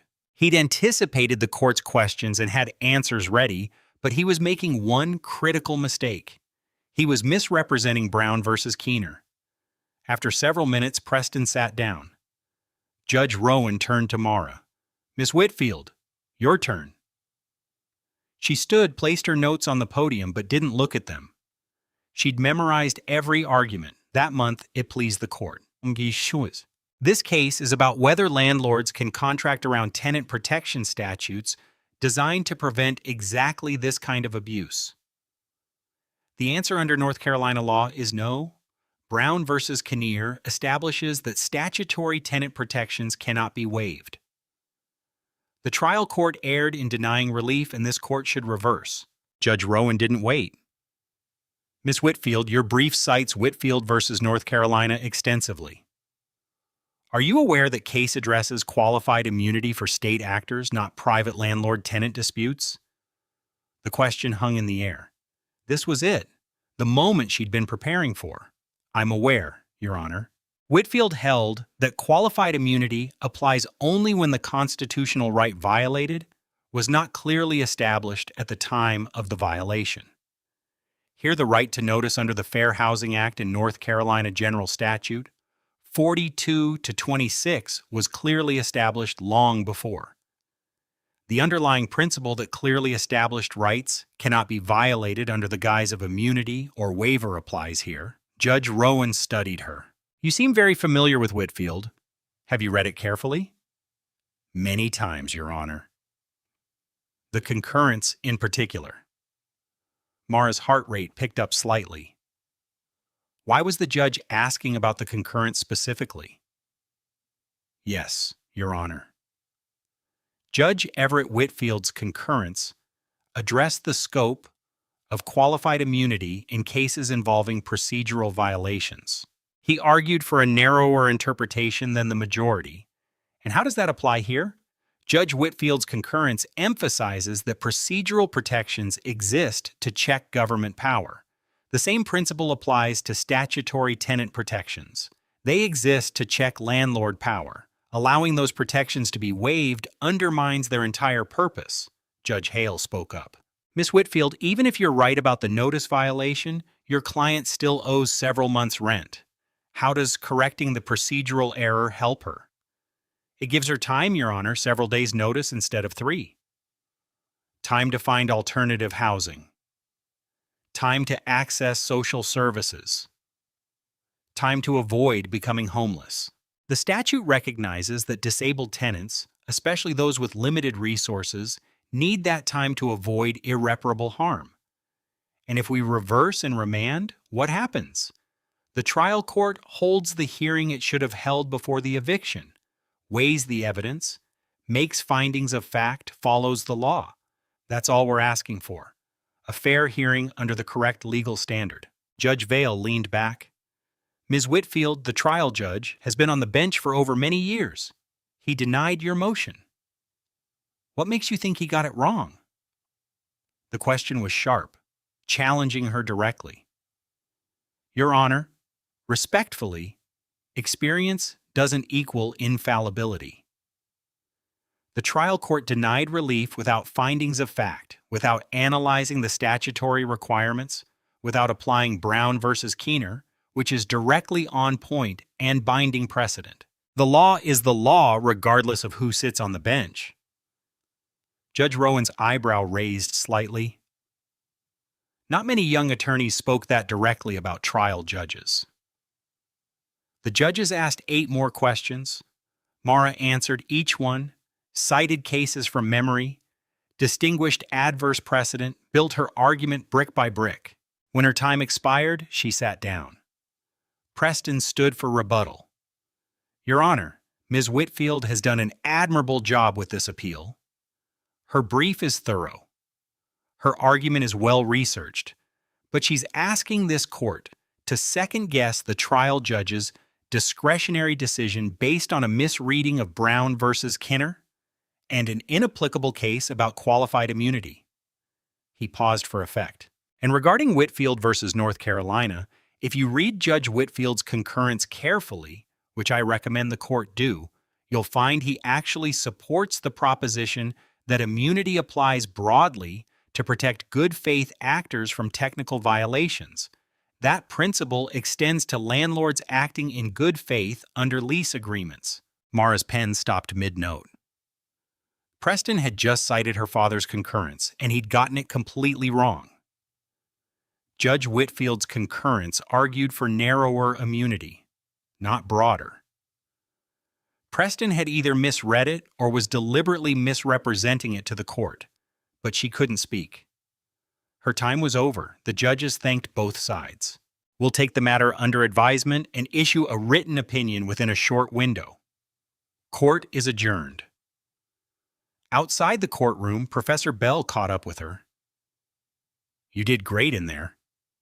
Preston misrepresented my father's concurrence. I caught that. You think he knows? Knows what?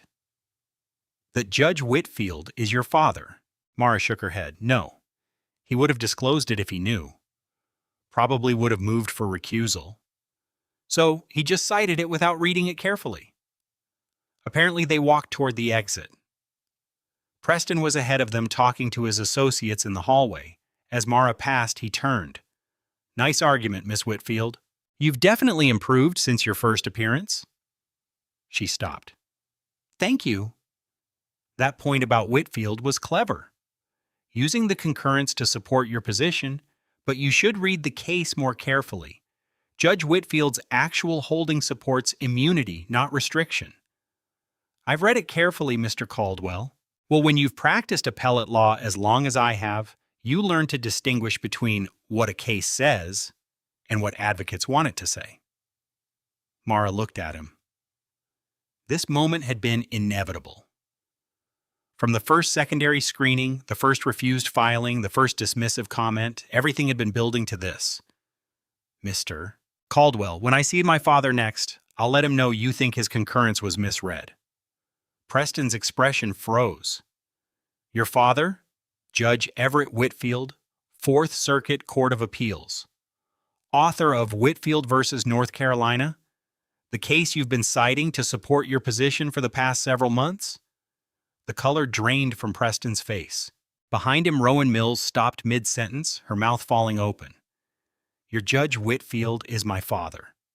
Yes. Mara pulled a document from her bag, her bar application, which she'd brought specifically for this moment. And since we're clarifying things, this is my application to sit for the North Carolina bar exam next month. One of my references is Justice Helena Marlowe. I clerked for her last summer at the Supreme Court. She handed him the application. He took it mechanically, eyes scanning the page. This is the moment everything changes. Make sure you're subscribed to see how the system responds when it realizes who Mara really is. Preston's hands trembled slightly as he held the document. Why didn't you disclose this? Disclose what? That my father wrote a case you chose to cite. That's your burden, Mr. Caldwell, not mine. You're the one arguing before a court. You're the one who has to check for conflicts. But you let us think you were just a student. I am just a student, a third-year law student representing a client through a clinical program. My father's position doesn't change that. The law doesn't change based on whose daughter I am. Professor Bell stepped closer, his presence a quiet reinforcement. Preston's jaw worked. This is Judge Halstead will need to know about this. Judge Halstead already knows, or he should if he'd done basic conflict checking. My father and Judge Halstead were classmates at Stanton Law, from an earlier class. They've stayed in touch over the years. Preston's face went from pale to red. That's a conflict of interest. Judge Halstead should have recused himself. Should he? My father isn't a party to this case. He has no financial interest in the outcome. Under what standard would recusal be required? The appearance of impropriety. Your father is a federal appellate judge. You're appearing before his law school friend. That creates an appearance of bias. Mara smiled slightly. Funny. You didn't seem concerned about appearances when you were arguing that Judge Halstead's discretionary decisions should be given deference when you were asking the appellate court to affirm without questioning his judgment. But now that you know my connection, suddenly there's an appearance problem. Preston opened his mouth, closed it, opened it again. Nothing came out. If you want to file a motion for recusal, Mr. Caldwell, that's your right. But you'll have to explain to Judge Halstead why you're suddenly concerned about conflicts after several months of litigation. And you'll have to explain to the Court of Appeals why you cited a case without knowing who wrote it. She took the bar application back from his hands. Now, if you'll excuse me, I have a 3-hour drive back to Durham. She walked away. Professor Bell followed. Behind them, Preston stood frozen in the hallway, Rowan staring at him with wide eyes. In the car, Professor Bell waited until they were on I-40 before speaking. That was nuclear. He misrepresented my father's opinion to an appellate court. He deserved to know who wrote it. He's going to file for recusal. I know. Which means the case goes back to Carver County for reassignment. I know that too. And you're okay with that? Mara thought about it. Mrs. Harper's case would be delayed by the recusal, maybe months. But the alternative was letting Preston Caldwell misrepresent case law without consequences, letting Judge Halstead preside over a case where he had an undisclosed relationship with her father. I'm okay with it because now they can't claim I ambushed them. Preston raised the conflict himself in front of witnesses in the courthouse hallway, and you just happened to have your bar application with you. I brought it for exactly this reason. I knew he'd cite Whitfield eventually, and I knew he'd get it wrong because he's been getting it wrong all along. I just needed him to do it in a place where it mattered. Professor Bell smiled. You've been planning this? I've been preparing for every possibility. They drove in silence for a while. Then, Professor Bell asked the question that mattered. What happens now? Now I filed a civil rights complaint because if Preston files for recusal, he admits that Judge Halstead had a conflict all along. Admits that every ruling Halstead made could have been influenced by his relationship with my father. Admits that the entire case was tainted from the start and that supports your argument that you were treated differently because of who you are. Exactly. They dismissed me as just another student with no connections, treated me accordingly, delayed my hearings, lost my filings, harassed me at security, made my client's case harder at every turn. But I do have connections, and they should have checked before assuming I didn't. Professor Bell was quiet for a moment. You're going to bury them. I'm going to hold them accountable. There's a difference. Back at Duke, Mara went straight to her apartment, opened her laptop, pulled up the civil rights complaint she'd been drafting for months. 63 pages. Every incident documented, every statute violated, every remedy requested. She updated it with the new information, added a section about Preston's misrepresentation of Whitfield versus North Carolina, added exhibits, the video from oral arguments showing his statement about Judge Whitfield's concurrence, followed by law review articles analyzing the actual holding, added another section about judicial bias, Judge Halstead's friendship with Judge Whitfield, undisclosed for several months, his dismissive comments about her experience, his denial of findings of fact, his scheduling of hearings after evictions. By midnight, the complaint was 87 pages. She saved it, backed it up to 4 different cloud services. Then she called Adrian Cole, even though it was late. Adrian, it's Mara. Preston knows what about my father. I told him today after oral arguments. Adrian was silent for a beat. Walk me through what happened. She explained the misrepresentation of the concurrence. Preston's condescension, the reveal, his immediate panic about recusal. When she finished, Adrian laughed. Actually laughed. You played him perfectly. I didn't play anyone. I just corrected his misrepresentation of case law. Right. And you just happen to have your bar application showing Judge Whitfield as your father ready to hand him. I believe in being prepared. Mara, this is brilliant.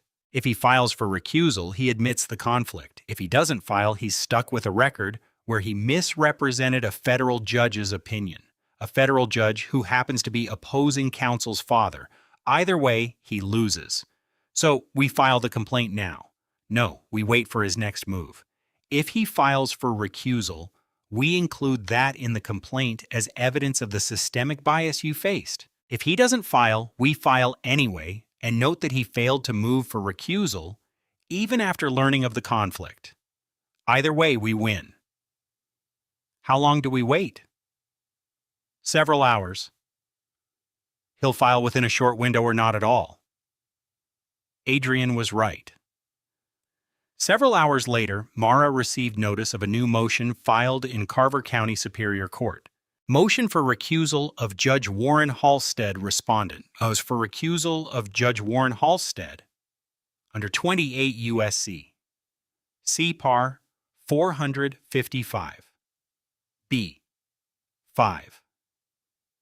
If upon information recently disclosed, opposing counsel Mara Whitfield is the daughter of Fourth Circuit Judge Everett Whitfield.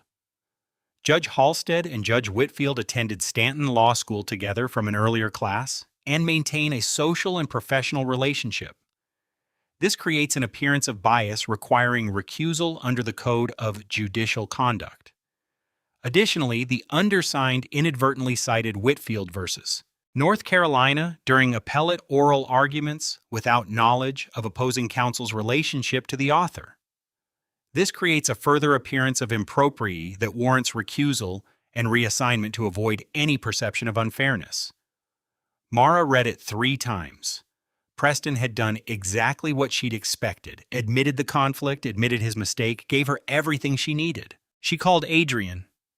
He filed. I know, I got copied on it. You ready to file the big one? More than ready. Then let's do this. I'll review your complaint tonight. We file tomorrow morning. That night, Mara made the final edits, added Preston's recusal motion as Exhibit A, added the transcript from oral arguments as Exhibit B, added Judge Halstead's order denying her request for findings of fact as Exhibit C, added Grant Maddox's personnel file obtained through FOIA as Exhibit D, showing 6 prior complaints for excessive force and racial profiling. Added Denise Aldridge's emails coordinating with Preston as Exhibit E. Added her statistical analysis of security screenings as Exhibit F, 23 incidents, 92% detention rate when Grant was on duty, 0% for white attorneys during same periods. Added the video of Grant's parking garage threat as Exhibit G. Added everything, every incident, every violation, every piece of evidence she'd been collecting for several months. The final complaint was 104 pages. Caption: Mara Whitfield versus Carver County Grant Maddox, Denise Aldridge, Preston Caldwell, and John Doe's 110. Causes of Action 42. USC section that year. Denial of access to courts. 18. USC FY 242. Deprivation of rights under color of law. North Carolina General Statute SAR 1 434 2.3 Discriminatory enforcement, Brady violation, withholding exculpatory evidence, judicial misconduct, failure to recuse despite conflict, prayer for relief. Compensatory damages, $150,000. Punitive damages, $500,000. Injunctive relief requiring policy reforms at Carver County Justice Center, appointment of independent monitor for courthouse security practices, Mandatory Antibius training for all courthouse staff. Attorney's fees and costs. Any other relief the court deems just and proper.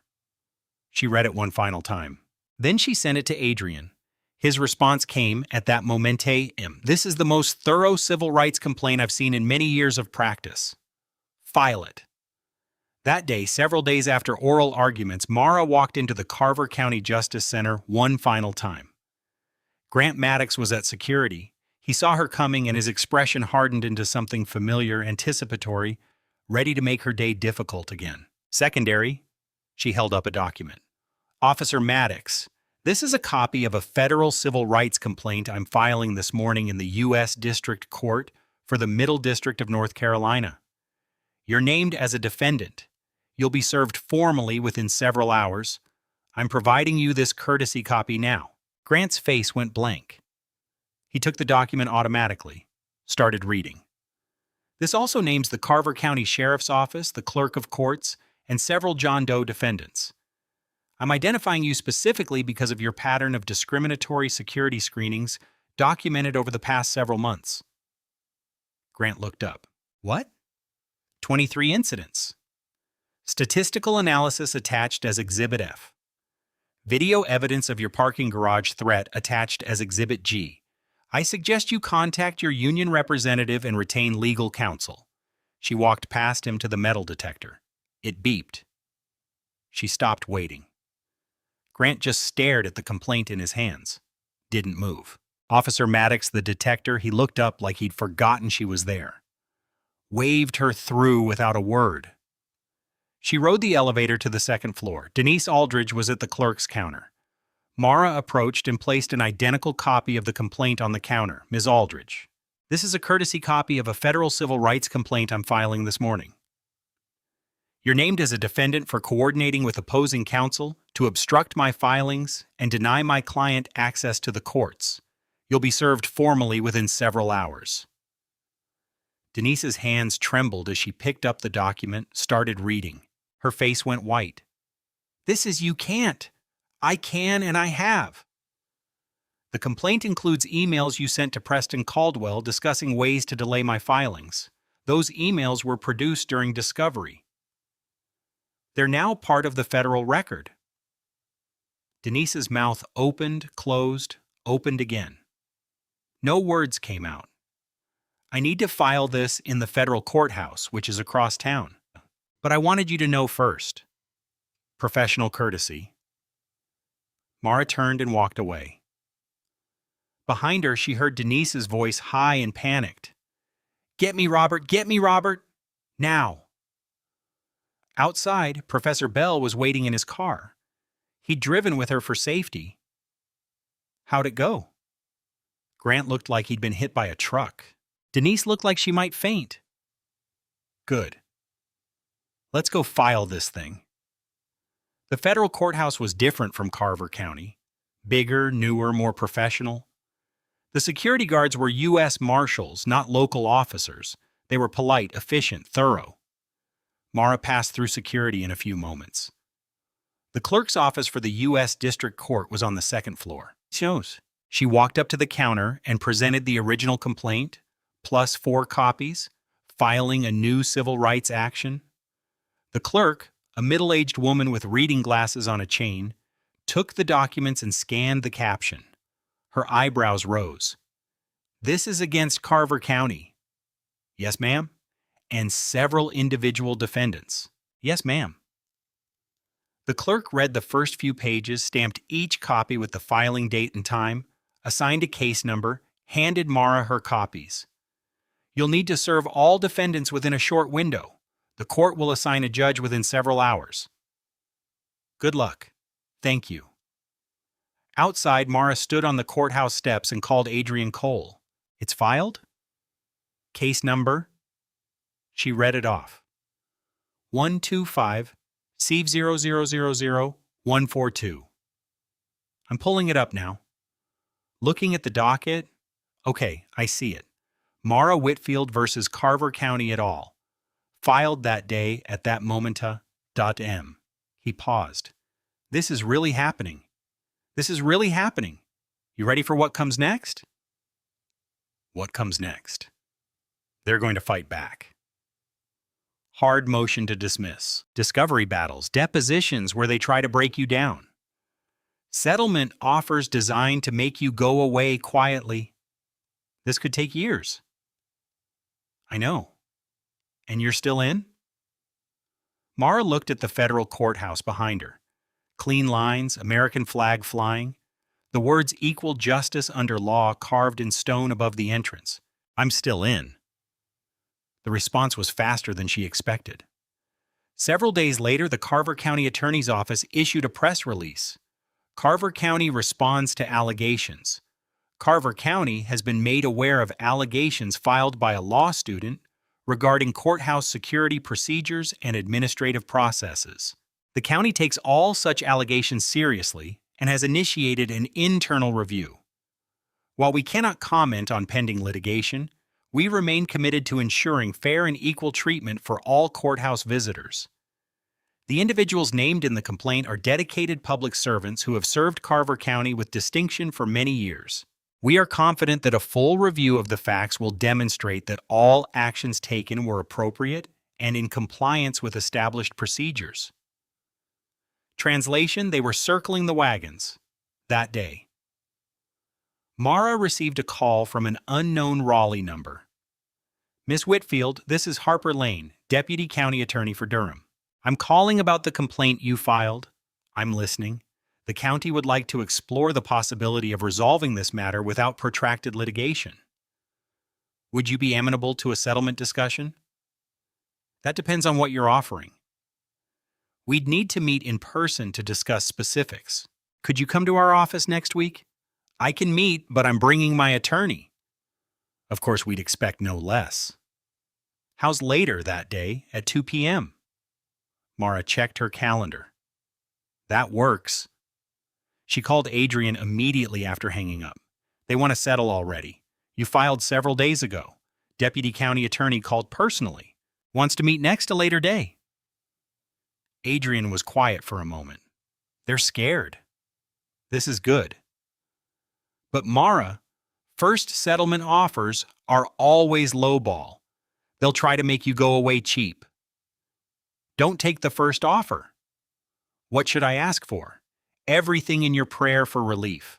Money, policy changes, monitoring, training, the works, and make it clear that you won't sign a confidentiality agreement. They'll never agree to that. Maybe not, but we start high and negotiate down. Besides, you have leverage. The complaint is public record. The media will pick it up eventually. The longer this drags on, the worse they look. He was right. Several days later, the Capital Ledger and Observer ran a story. Law student files civil rights complaint against Carver County. A third-year Duke law student has filed a federal civil rights complaint alleging systematic harassment and discrimination at the Carver County Justice Center. The complaint names multiple courthouse employees and includes detailed documentation of security screening disparities and administrative obstruction. The student, who is representing a disabled client in an eviction case, claims she was subjected to prolonged secondary screenings, lost filings, and threats from courthouse security. Statistical analysis included in the complaint shows she was detained at security checkpoints 92% of the time over a 6-month period, compared to 0% for white attorneys during the same time frame. The story went viral in North Carolina legal circles. Social media erupted. Other attorneys, mostly women, mostly black and brown, started sharing their own stories of courthouse harassment. At Durham Courthouse, access trended locally for several days. The county attorney's office issued another statement defensive this time. Carver County maintains that all courthouse security procedures are applied uniformly and without regard to race or ethnicity. We look forward to presenting the full facts in court, but the damage was done. Public pressure was building. That day, settlement meeting. Adrian Cole drove down from Raleigh to meet Mara at Duke. Then they drove together to the county attorney's office in Durham. Harper Lane met them in the lobby, mid-40s, professionally dressed, carefully neutral expression.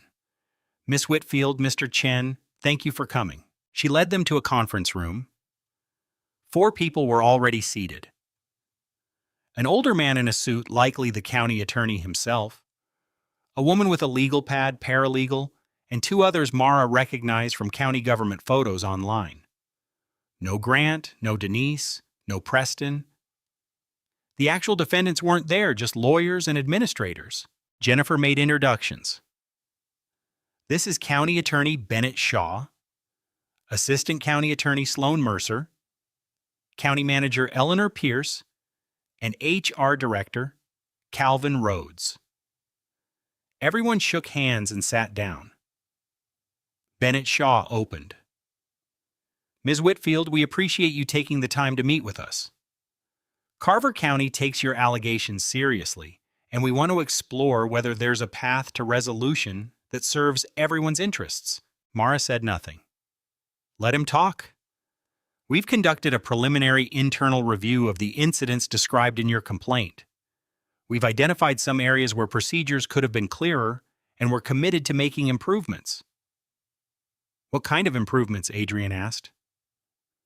Enhanced training for courthouse security staff on unconscious bias and equal treatment. Clearer guidelines for when secondary screenings are warranted. Better documentation requirements for administrative decisions by the clerk's office. That's a start, Adrian said. What about the individual defendants? Douglas shifted slightly. Officer Maddox has been placed on administrative leave pending the outcome of the internal review. Miss Aldridge has been reassigned to a non-public-facing role. Mr. Caldwell? He paused. Mr. Caldwell has requested a leave of absence to address personal matters. Mara's eyebrows rose. Preston had requested leave. That meant the state bar complaint about his misrepresentation of case law was probably moving forward. And Judge Halstead? She asked. Judge Halstead is a member of the judiciary. We have no authority over him. However, we understand he's filed a disclosure with the North Carolina Judicial Standards Commission regarding his relationship with Judge Everett Whitfield. So they were all scrambling. Good. Let me be direct, Douglas continued. The county is prepared to offer a settlement, $25,000 confidential. You dismiss the complaint with prejudice and we move forward. Adrian didn't even pause. No, I'm sorry. The answer is no. $25,000 doesn't begin to address the harm Miss Whitfield suffered or the systemic changes needed to prevent this from happening to others. What are you looking for? Adrian pulled out a copy of Mara's complaint and flipped to the prayer for relief. Everything listed here. $150,000 in compensatory damages, $500,000 in punitive damages, policy reforms, including independent monitoring of security practices, quarterly public reporting of screening demographics, mandatory Antibius training, and a clear complaint process for courthouse visitors who experience discrimination. That's Douglas stopped himself. That's not realistic. Then we'll see you in court. Mara stood. Adrian followed her lead. Wait, Douglas said. Let's not be hasty. We can negotiate. Then negotiate, Adrian said. You have our number. When you're ready to make a serious offer, call us. They walked out. In the car, Mara exhaled. Was that too aggressive? Not even close. They opened at $25,000 with a confidentiality clause. That's an insult. They're hoping you're desperate enough to take it and go away quietly. So what happens now? Now they go back and panic. Realize we're serious. Come back with a better offer, probably in the next several hours. Adrian was wrong. The call came in several hours. Harper Lane this time, not Bennett Shaw. Ms. Whitfield, the county would like to continue settlement discussions. Would you and Mr. Chen be available for a call tomorrow? We can make ourselves available. The next day, conference call. Same players from the county side. Jennifer took the lead this time. We've reassessed our position. The county is prepared to offer $75,000. No confidentiality requirement. Officer Maddox will be terminated. Miss Aldridge will be permanently reassigned. We'll implement the training programs and policy changes you've requested with quarterly public reporting of security screening demographics. Adrian looked at Mara. She shook her head slightly. That's closer, Adrian said, but we still need independent monitoring. Someone outside the county reviewing compliance with the new policies. Otherwise, you'll just go back to business as usual once the media attention dies down. We can agree to monitoring, but it can't be open-ended. We'd propose a 12-month monitoring period. Several months, Adrian countered, with the option to extend if compliance issues are identified. Silence on the other end, muffled conversation. We can do several months. Fixed term, no extension option. Adrian looked at Mara again. She considered it. Maddox terminated. No, wait. What does terminated mean? She asked. Fired or allowed to resign with benefits? More silence. Officer Maddox would resign, effective immediately. No further employment with Carver County in any capacity. Does he keep his pension? Union rules require that we can't take his pension for administrative violations, but he would not be eligible for rehire. So Grant would walk away with his pension intact. Many years of service, 6 complaints ignored, pattern of harassment documented, and he'd still get to retire on the taxpayer's dime. What about Preston Caldwell? Mara asked. Mr. Caldwell is being investigated by the state bar. That process is ongoing. We have no control over the outcome. And Judge Halstead? Judge Halstead has recused himself from all cases involving Stanton Law clinical students. He submitted a disclosure to the Judicial Standards Commission. Any further action is up to them. Translation: Halstead would face no real consequences, maybe a private reprimand, maybe nothing. Mara looked at the notes she'd been taking. 75,000. Maddox resigns, Denise reassigned. Policy reforms, monitoring for several months. Public reporting. It wasn't everything she wanted. Grant kept his pension, Halstead stayed on the bench. Preston might beat the state bar complaint, but it was something more than most civil rights plaintiffs got. We need one more thing, she said. What's that? A public apology from Carver County. Acknowledging that I was subjected to discriminatory treatment and that the county failed to prevent it. Long silence. We can issue a public statement acknowledging that our procedures fell short of the standards we expect and committing to do better, but we can't admit legal liability. That would expose us to... I don't need you to admit liability, Mara said. I need you to acknowledge that your employees treated me differently because of my race, and that you're taking steps to ensure it doesn't happen again. More muffled conversation. We can include language in the settlement agreement stating that Carver County acknowledges concerns about disparate treatment and is committed to ensuring equal access for all courthouse visitors, regardless of race. We'll issue a press release with similar language. Adrian looked at Mara. Your call. She thought about Mrs. Harper, still in her apartment, case still pending, but safe for now because Mara had fought for her. She thought about the other attorneys who'd reached out after the news story broke, the ones who'd experienced similar treatment but never filed complaints because they thought nothing would change. She thought about Grant Maddox's face when she handed him the complaint. Denise Aldridge's panic. Preston Caldwell's stammering realization that he'd underestimated her completely. I'll take it, she said, but I want the settlement agreement to include specific policy details, no vague promises, actual requirements with measurable outcomes. We can do that. And I want to approve the press release language before it goes out. Agreed. And Mr. Caldwell's state bar complaint. I want the county to cooperate fully with that investigation. No legal maneuvers to protect him. The state bar investigation is independent. We can't interfere either way. Then don't interfere. Don't provide him with a county legal representation. Don't fight subpoenas. Just let the process work. We can agree to that. Adrian pulled out his laptop. Let's draft the settlement terms now while we're all on the call. I want this in writing before anyone changes their mind. Several hours later, they had a settlement agreement, 11 pages of terms. Payment $75,000 to Mara Whitfield. Grant Maddox's resignation effective immediately. No rehire eligibility. Denise Aldridge, permanent reassignment to records archives. Written reprimand in personnel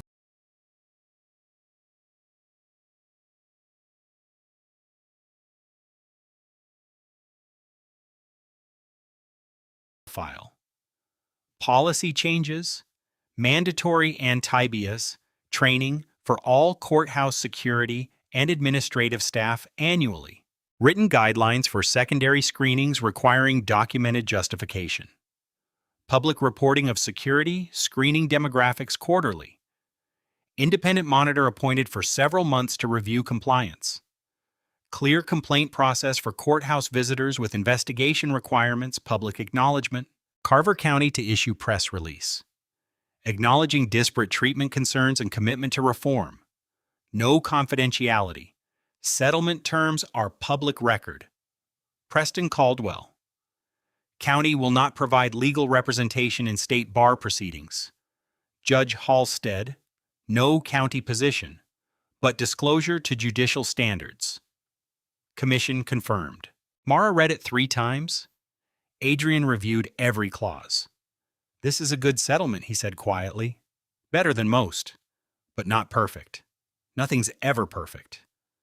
But you changed things, real, measurable things, and you kept your voice. No one's silencing you. If you've made it this far in Mara's journey, please hit subscribe." The ending is something you won't want to miss. The settlement was finalized several weeks later. Carver County issued the press release on that day. Carver County reaches settlement in courthouse access case. Carver County has reached a settlement agreement with Mara Whitfield, a Stanton law student who raised concerns about courthouse security and administrative procedures. While the county maintains that its employees acted in good faith, we acknowledge that procedural improvements are needed to ensure equal treatment for all courthouse visitors, regardless of race or background. As part of the settlement, Carver County is implementing comprehensive policy reforms, including enhanced training, clearer guidelines for security screenings, independent monitoring, and quarterly public reporting of security demographics. The county is committed to providing access to justice for all who seek it. We thank Ms. Whitfield for bringing these concerns to our attention and working with us to develop meaningful solutions. It wasn't everything Mara had wanted, but it was something. The money came through that day. $75,000 minus Adrian attorney fees and costs. Mara netted $48,000. She used $20,000 to pay off her law school loans, gave $10,000 to Mrs. Harper to help with her back rent and moving costs to a better apartment. Put the rest in savings. Mrs. Harper cried when Mara handed her the check. "You didn't have to do this. You were willing to fight when everyone told you to give up. That mattered. This is just making sure you have a safe place to live while you keep fighting." "What about your case? Did you win?" Mara thought about that question. The Court of Appeals still hadn't ruled on the Harper appeal. Recusal had delayed everything. Grant kept his pension, Halstead kept his robe. Preston was on leave but might beat the state bar complaint. "I won enough," she said finally. That day, Mara received an email from the North Carolina Board of Law Examiners. "Dear Miss Whitfield, congratulations. You have successfully passed the North Carolina bar examination. Your score placed you in the 95th percentile. You are eligible for admission to the North Carolina State Bar. Upon completion of character and fitness review." She read it twice, then called her father. "Dad, I passed the bar. I never doubted you would. 95th percentile." "Yes, sir." "Your mother would have been proud." His voice was thick with emotion. Her mother had died when Mara was 16. Breast cancer. She'd been a civil rights attorney in Charlotte. Would have loved this fight. "I know. You still planning to do public defender work?" "That's the plan." "Good. They need people like you. People who don't back down." They talked for another several minutes about the bar exam, about the settlement, about the complaint against Carver County. When they finally hung up, Mara felt lighter than she had in months. That day, swearing-in ceremony for new attorneys, North Carolina State Bar Building in Raleigh. 200 new lawyers taking the oath. Mara wore her navy suit, pearl earrings, professional serious. Her father flew down from Richmond to administer her oath personally. Special permission from the state bar to have a family member perform the ceremony. They stood together at the front of the room, Judge Everett Whitfield in his federal robes, Mara in her suit. Do you solemnly swear to support the Constitution of the United States and the Constitution of North Carolina, to be faithful and bear true allegiance to the state of North Carolina and to the constitutional powers and authorities which are or may be established for the government thereof, to faithfully discharge the duties of an attorney according to the best of your ability? So help you God, I do. Then by the power vested in me by the state of North Carolina, I declare you admitted to the North Carolina State Bar. Congratulations, Attorney Whitfield. They shook hands, then hugged. Professor Bell was in the audience, grinning. Adrian Cole had come too, sitting in the back row. After the ceremony, they all went to dinner, celebrated, toasted the new attorney. Adrian raised his glass. To Mara, who taught us that sometimes the law actually works when you're brave enough to enforce it. Hear, hear, Professor Bell added, but Mara's mind was already on what came next. That day, first day as an attorney at the Carver County Public Defender's Office, she'd accepted the position in that month, turning down 3 private firms that had made offers after the settlement made news. Her office was small, shared with another new attorney.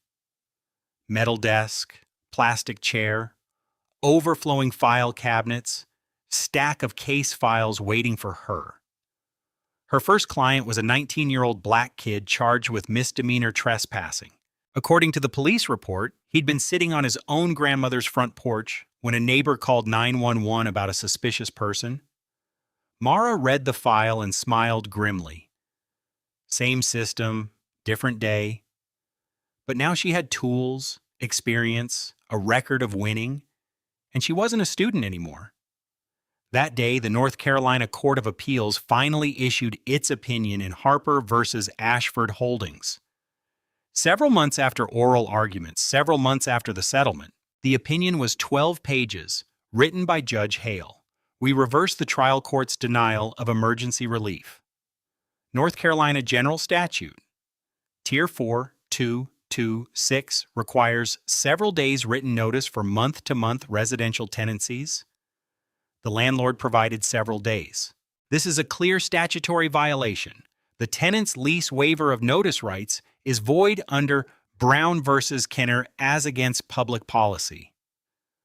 The trial court abused its discretion by denying the temporary restraining order without findings of fact and by scheduling the hearing after the eviction date, rendering any potential relief meaningless. We remand for proceedings consistent with this opinion. Mara called Mrs. Harper. We won. What does that mean? It means the law is on our side. It means other tenants facing the same situation can use this case. It means Ashford Holdings can't evict people with several days' notice anymore. Will I get to stay in my apartment? The case is going back to the trial court for a new hearing, but the Court of Appeals has already said the landlord violated the law. You should be able to negotiate a settlement that lets you stay because of you, because you were willing to fight. Several days later, Ashford Holdings settled. Mrs. Harper got to stay in her apartment at her old rent. The company agreed to bring the unit up to full district attorney compliance within a short window. Small victory, but it mattered. That month brought news about the individual defendants. Grant Maddox resigned as agreed. It took a job as a security consultant for a private firm in Raleigh, living on his pension. No criminal charges filed. Denise Aldridge, still in the records archives, counting down to retirement. Bitter, but quiet. Preston Caldwell. The state bar complaint was still pending. He'd hired a prominent legal ethics attorney to defend him. The process could take another year or more. He'd returned to work at the county attorney's office but was keeping a low profile. Judge Warren Halstead still on the bench. The Judicial Standards Commission had issued a private letter of caution about failure to disclose conflicts. No public discipline, no suspension, just a note in his file that no one would ever see. The system had bent, but it hadn't broken.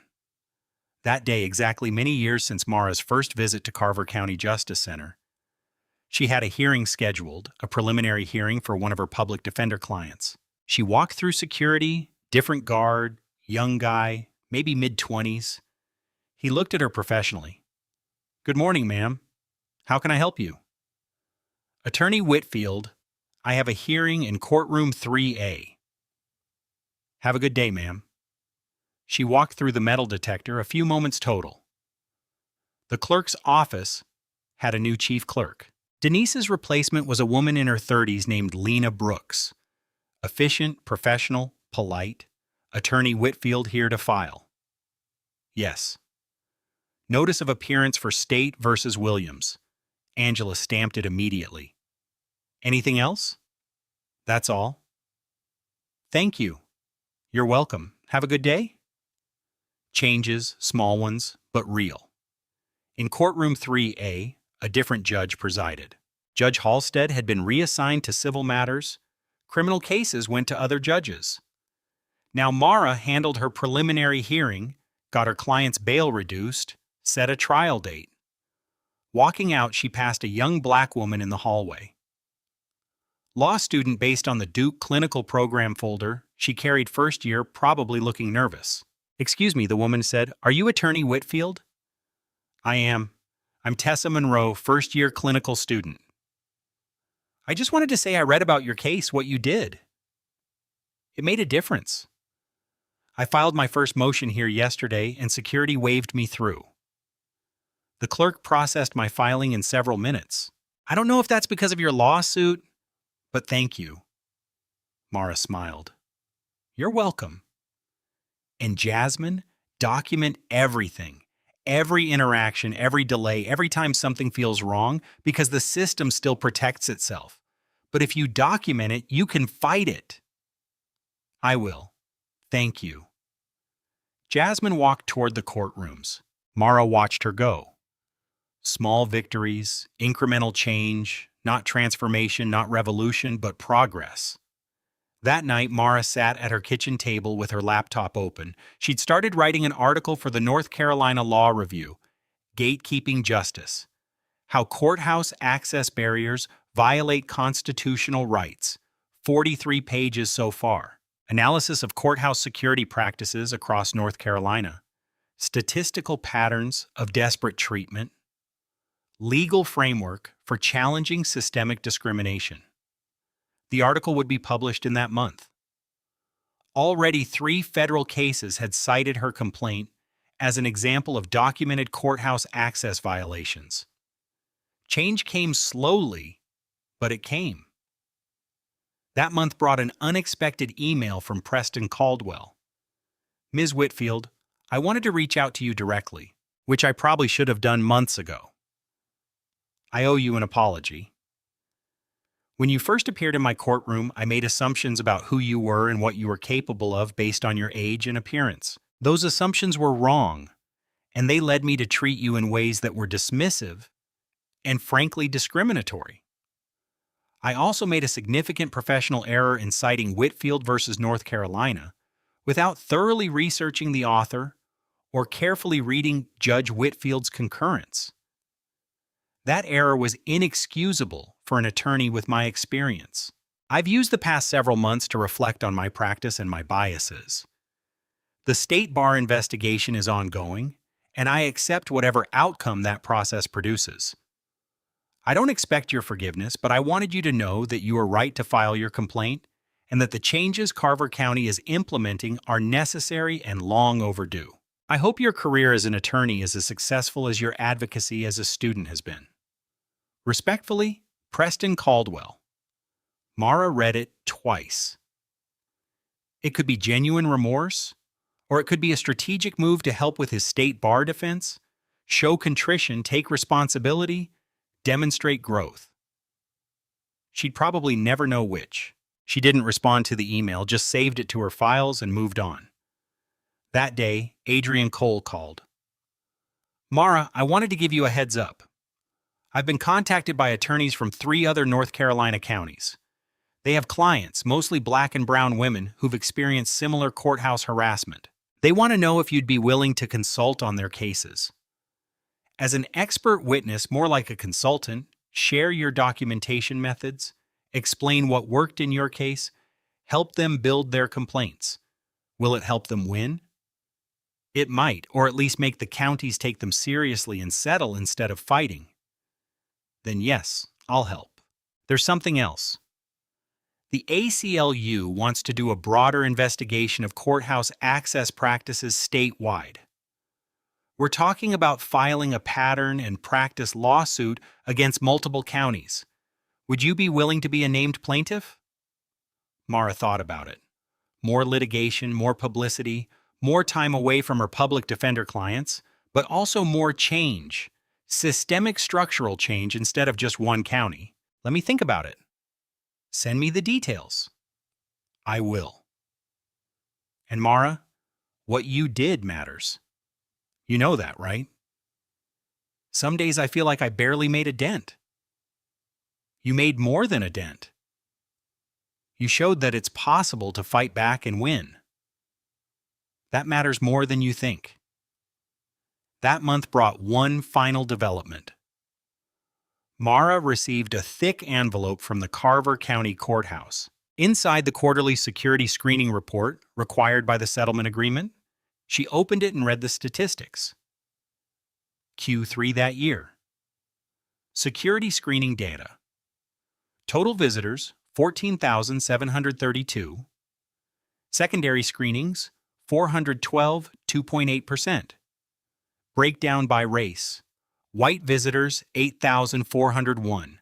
Secondary screenings, 127, 1.4%.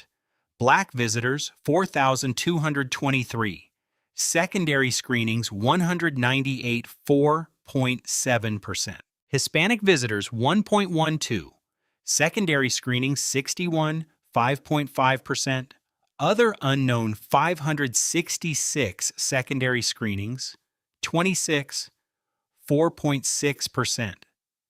The disparity had decreased, not eliminated. Black visitors were still screened at more than 3 times the rate of white visitors.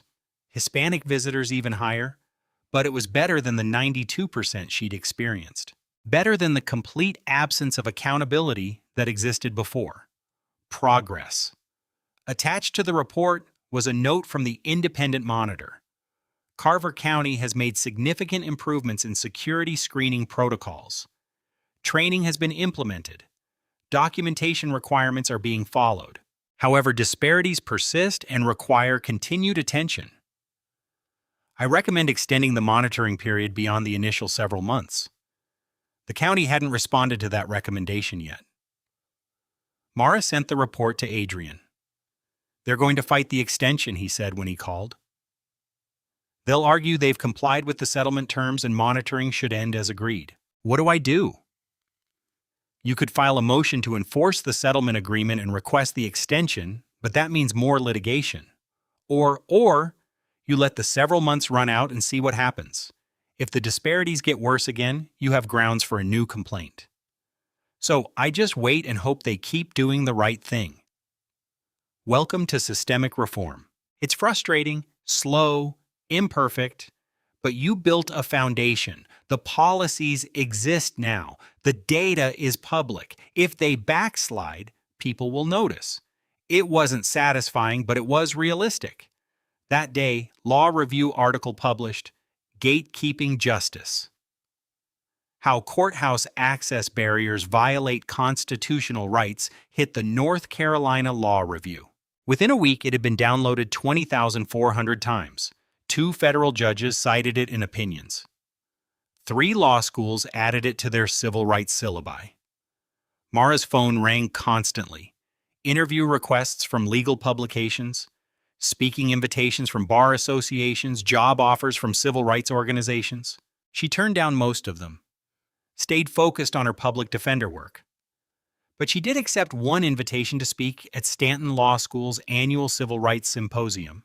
That day, exactly many years after the oral arguments that had changed everything, Mara stood at a podium in the Stanton Law Auditorium, 200 students, professors, and practicing attorneys in the audience. A year ago today, I stood in the North Carolina Court of Appeals and argued that my client deserved equal treatment under the law. It seems like a simple proposition, but achieving it required several months of documentation, a federal civil rights complaint, and a battle against a system designed to protect itself. She clicked to the next slide. Statistics from her case. 23 incidents of discriminatory security screening, 92% detention rate, several minutes average delay. This is what systemic discrimination looks like when you document it. Next slide. The settlement terms. We didn't win everything. The officer who harassed me kept his pension. The judge who showed bias stayed on the bench. The city attorney who lied to the appellate court is still practicing law. But we changed the policies, created accountability, made the next person's fight a little bit easier. Final slide. The quarterly screening data showing reduced but persistent disparities. This is what victory looks like in civil rights work. Not perfect, not complete, but better than it was. And that's worth fighting for. Afterwards, students swarmed her with questions. Tessa Monroe, the first year she'd met in the courthouse, pushed through the crowd. "Attorney Whitfield, I wanted to show you something." She held up her phone. Email from the Carver County Clerk's office. "Dear Miss Wallace, we received your filing today at that moment p.m. and have scheduled your hearing for next a later day at that moment a.m. Please let us know if this timing presents any conflicts. Regards, Lena Brooks, Chief Clerk." Jasmine was grinning. "Professional, efficient, no delays, no games. I think it's because they know we're watching now." Mara smiled. "Keep watching and keep documenting." That night, Mara returned to her apartment, opened her laptop, checked her email. One new message. Subject line: Whitfield versus Carver County. Final monitoring report. She opened it. The independent monitor's 18-month review was complete. Final recommendation. Carver County had substantially complied with settlement terms. Monitoring period should end as scheduled. However, public reporting should continue indefinitely to maintain accountability. The county had agreed to continue quarterly reporting for an additional several months, then annually after that. Not everything she wanted, but something. She closed the laptop and looked at the framed photograph on her desk. Her mother, wearing her bar admission robes, smiling. "We're doing the work, Mom. It's slow. It's frustrating, but we're doing it." Her phone buzzed. Text from Adrian Cole. "Just got word. Preston Caldwell accepted a public reprimand from the state bar and completed ethics training. No suspension, he's back practicing full-time." So, Preston had survived. Slap on the wrist. Mandatory class. Back to work. The system protecting itself again. But then another text from Adrian. "But 3 attorneys have cited your complaint in new courthouse access cases, and the ACLU's pattern and practice investigation is moving forward. 2 more counties have agreed to policy reforms without litigation." Ripples, not waves, but ripples. Mara put her phone down and pulled up the file for her next public defender case. A young woman charged with shoplifting. Single mother working 2 jobs stole diapers and formula because she couldn't afford them. The system would grind her down if no one fought for her. Mara started drafting the motion to suppress. The search had been illegal. The officer had exceeded his authority. The evidence should be excluded. She knew the arguments, knew the cases, knew how to fight, and she would keep fighting. The next morning, Mara received one final piece of mail. A thick envelope, no return address, postmarked from Durham. Inside, a single sheet of paper, printed anonymous. "Attorney Whitfield, you don't know me, but I work at Carver County Courthouse. I've worked here for many years. I've seen a lot of attorneys come and go. Most of them play the game except the way things work. Don't make waves. You made waves, and I'm grateful. Because of your lawsuit, security protocols changed. Training happened. People started paying attention, and yesterday, something happened that never would have happened before. A young black man came through security. The guard started to send him to secondary screening. His supervisor stopped him, said, "We need documented justification now. Do you have a specific reason?" The guard didn't. The young man walked through in a few moments. That happened because you fought, because you documented, because you refused to accept the way things were. I can't sign this. I still work here, but I wanted you to know it mattered. Thank you. Mara read it 3 times, then filed it carefully in her records. That afternoon, she had a hearing at Carver County Courthouse. She walked through security. The guard was professional. A few moments. She filed her motion at the clerk's office. Angela processed it immediately. She appeared before a different judge, not Halstead. The judge listened to her arguments, ruled from the bench, granted her motion to suppress. Her client wouldn't go to jail for stealing diapers. Small victory. Walking out, Mara passed the wall where the security screening statute was posted.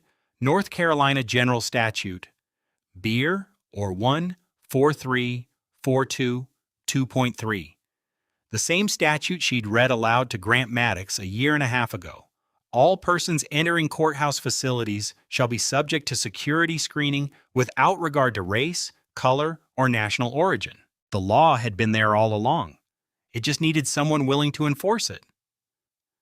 That night, Mara opened her laptop one final time, checked her courthouse access folder, 104 pages of documentation, 23 incidents, 87 exhibits, statistical analysis, video evidence, emails, transcripts, the complete record of a fight. She closed the folder and opened a new one, labeled it Future Cases because the fight wasn't over. It never was. But she was ready. She'd learned how to document, how to fight, how to win. And she'd learned that sometimes, not always, but sometimes, the law actually worked when you were brave enough to enforce it. Her phone buzzed. Email from the North Carolina Court of Appeals. Subject mandate issued. Harper versus Ashford Holdings. She opened it. The mandate had been issued. The case was officially over. Mrs. Harper could stay in her apartment. Ashford Holdings had to comply with the notice statute. The precedent was set. Victory, incomplete, imperfect. Hard one, but victory nonetheless. Mara closed her laptop. Tomorrow she had 3 client meetings, 2 hearings, and a motion to draft. The work continued. But tonight, just for a moment, she let herself acknowledge what she'd accomplished. She'd walked into a courthouse as a law student with no connections, or so they thought. She'd faced harassment, obstruction, and threats. She'd documented everything. She'd fought back, and she'd changed the system. Not completely, not permanently, but enough that the next person would have an ease-action path. Enough that Tessa Monroe could walk through security without being detained. Enough that anonymous courthouse employees felt hope instead of resignation. Enough that attorneys across North Carolina were citing her case and filing their own complaints. Enough. She turned off the lights and went to bed. Tomorrow the fight would continue, but tonight she'd earned rest. Outside her window, Durham slept. The courthouse stood dark and quiet. Inside those walls, new policies existed now. Training requirements, monitoring systems, accountability measures, not perfect, but better. And in the morning when the courthouse opened again, when security screened visitors and clerks processed filings and judges heard cases, things would be just a little bit more equal than they'd been before. Because Mara Whitfield had refused to accept the way things were. And sometimes, not always, but sometimes, that was enough to change them. Attorney Mara Whitfield sat in her office at the Durham Civil Rights Law Center, reviewing a new courthouse access complaint filed by a young Latina attorney in Wake County. The pattern was familiar: secondary screenings, lost filings, delayed hearings. But something was different this time. The attorney had documentation, 23 incidents, statistical analysis, video evidence. She'd read Mara's law review article, followed the methodology, built an undeniable case. On Mara's wall hung a framed letter from the North Carolina ACLU, recognizing her work. Beside it, a photograph of Mrs. Harper at her apartment, still living independently, still fighting her own battles, and next to that, a news clipping. Fifth County agrees to courthouse access reforms following Whitfield precedent. The system hadn't transformed. Grant Maddox still collected his pension. Judge Halstead still wore his robes. Preston Caldwell still practiced law, though more carefully now. Incomplete justice. Frustrating reality. But Carver County's quarterly reports showed screening disparities cut by 67%. 8 other North Carolina counties had adopted similar monitoring programs. 14 attorneys had cited her case in civil rights complaints. 3 had won settlements. The ripples continued spreading. Mara's phone rang. A law student facing courthouse harassment in Charlotte. Same pattern, different county. Document everything. Mara said, every date, every time, every witness. Build the record they can't deny. She hung up and returned to the Wake County complaint. The fight was never over. The system still protected itself, but now others knew how to fight back. And that knowledge passed from one attorney to the next, case by case, complaint by complaint. That was how real change happened. Not overnight, not perfectly, but inevitably. Thank you for taking the time to watch this video today. If you found the content helpful, please remember to like and subscribe so you won't miss our upcoming episodes. If you have any questions or suggestions, feel free to leave a comment below. We are always here to listen.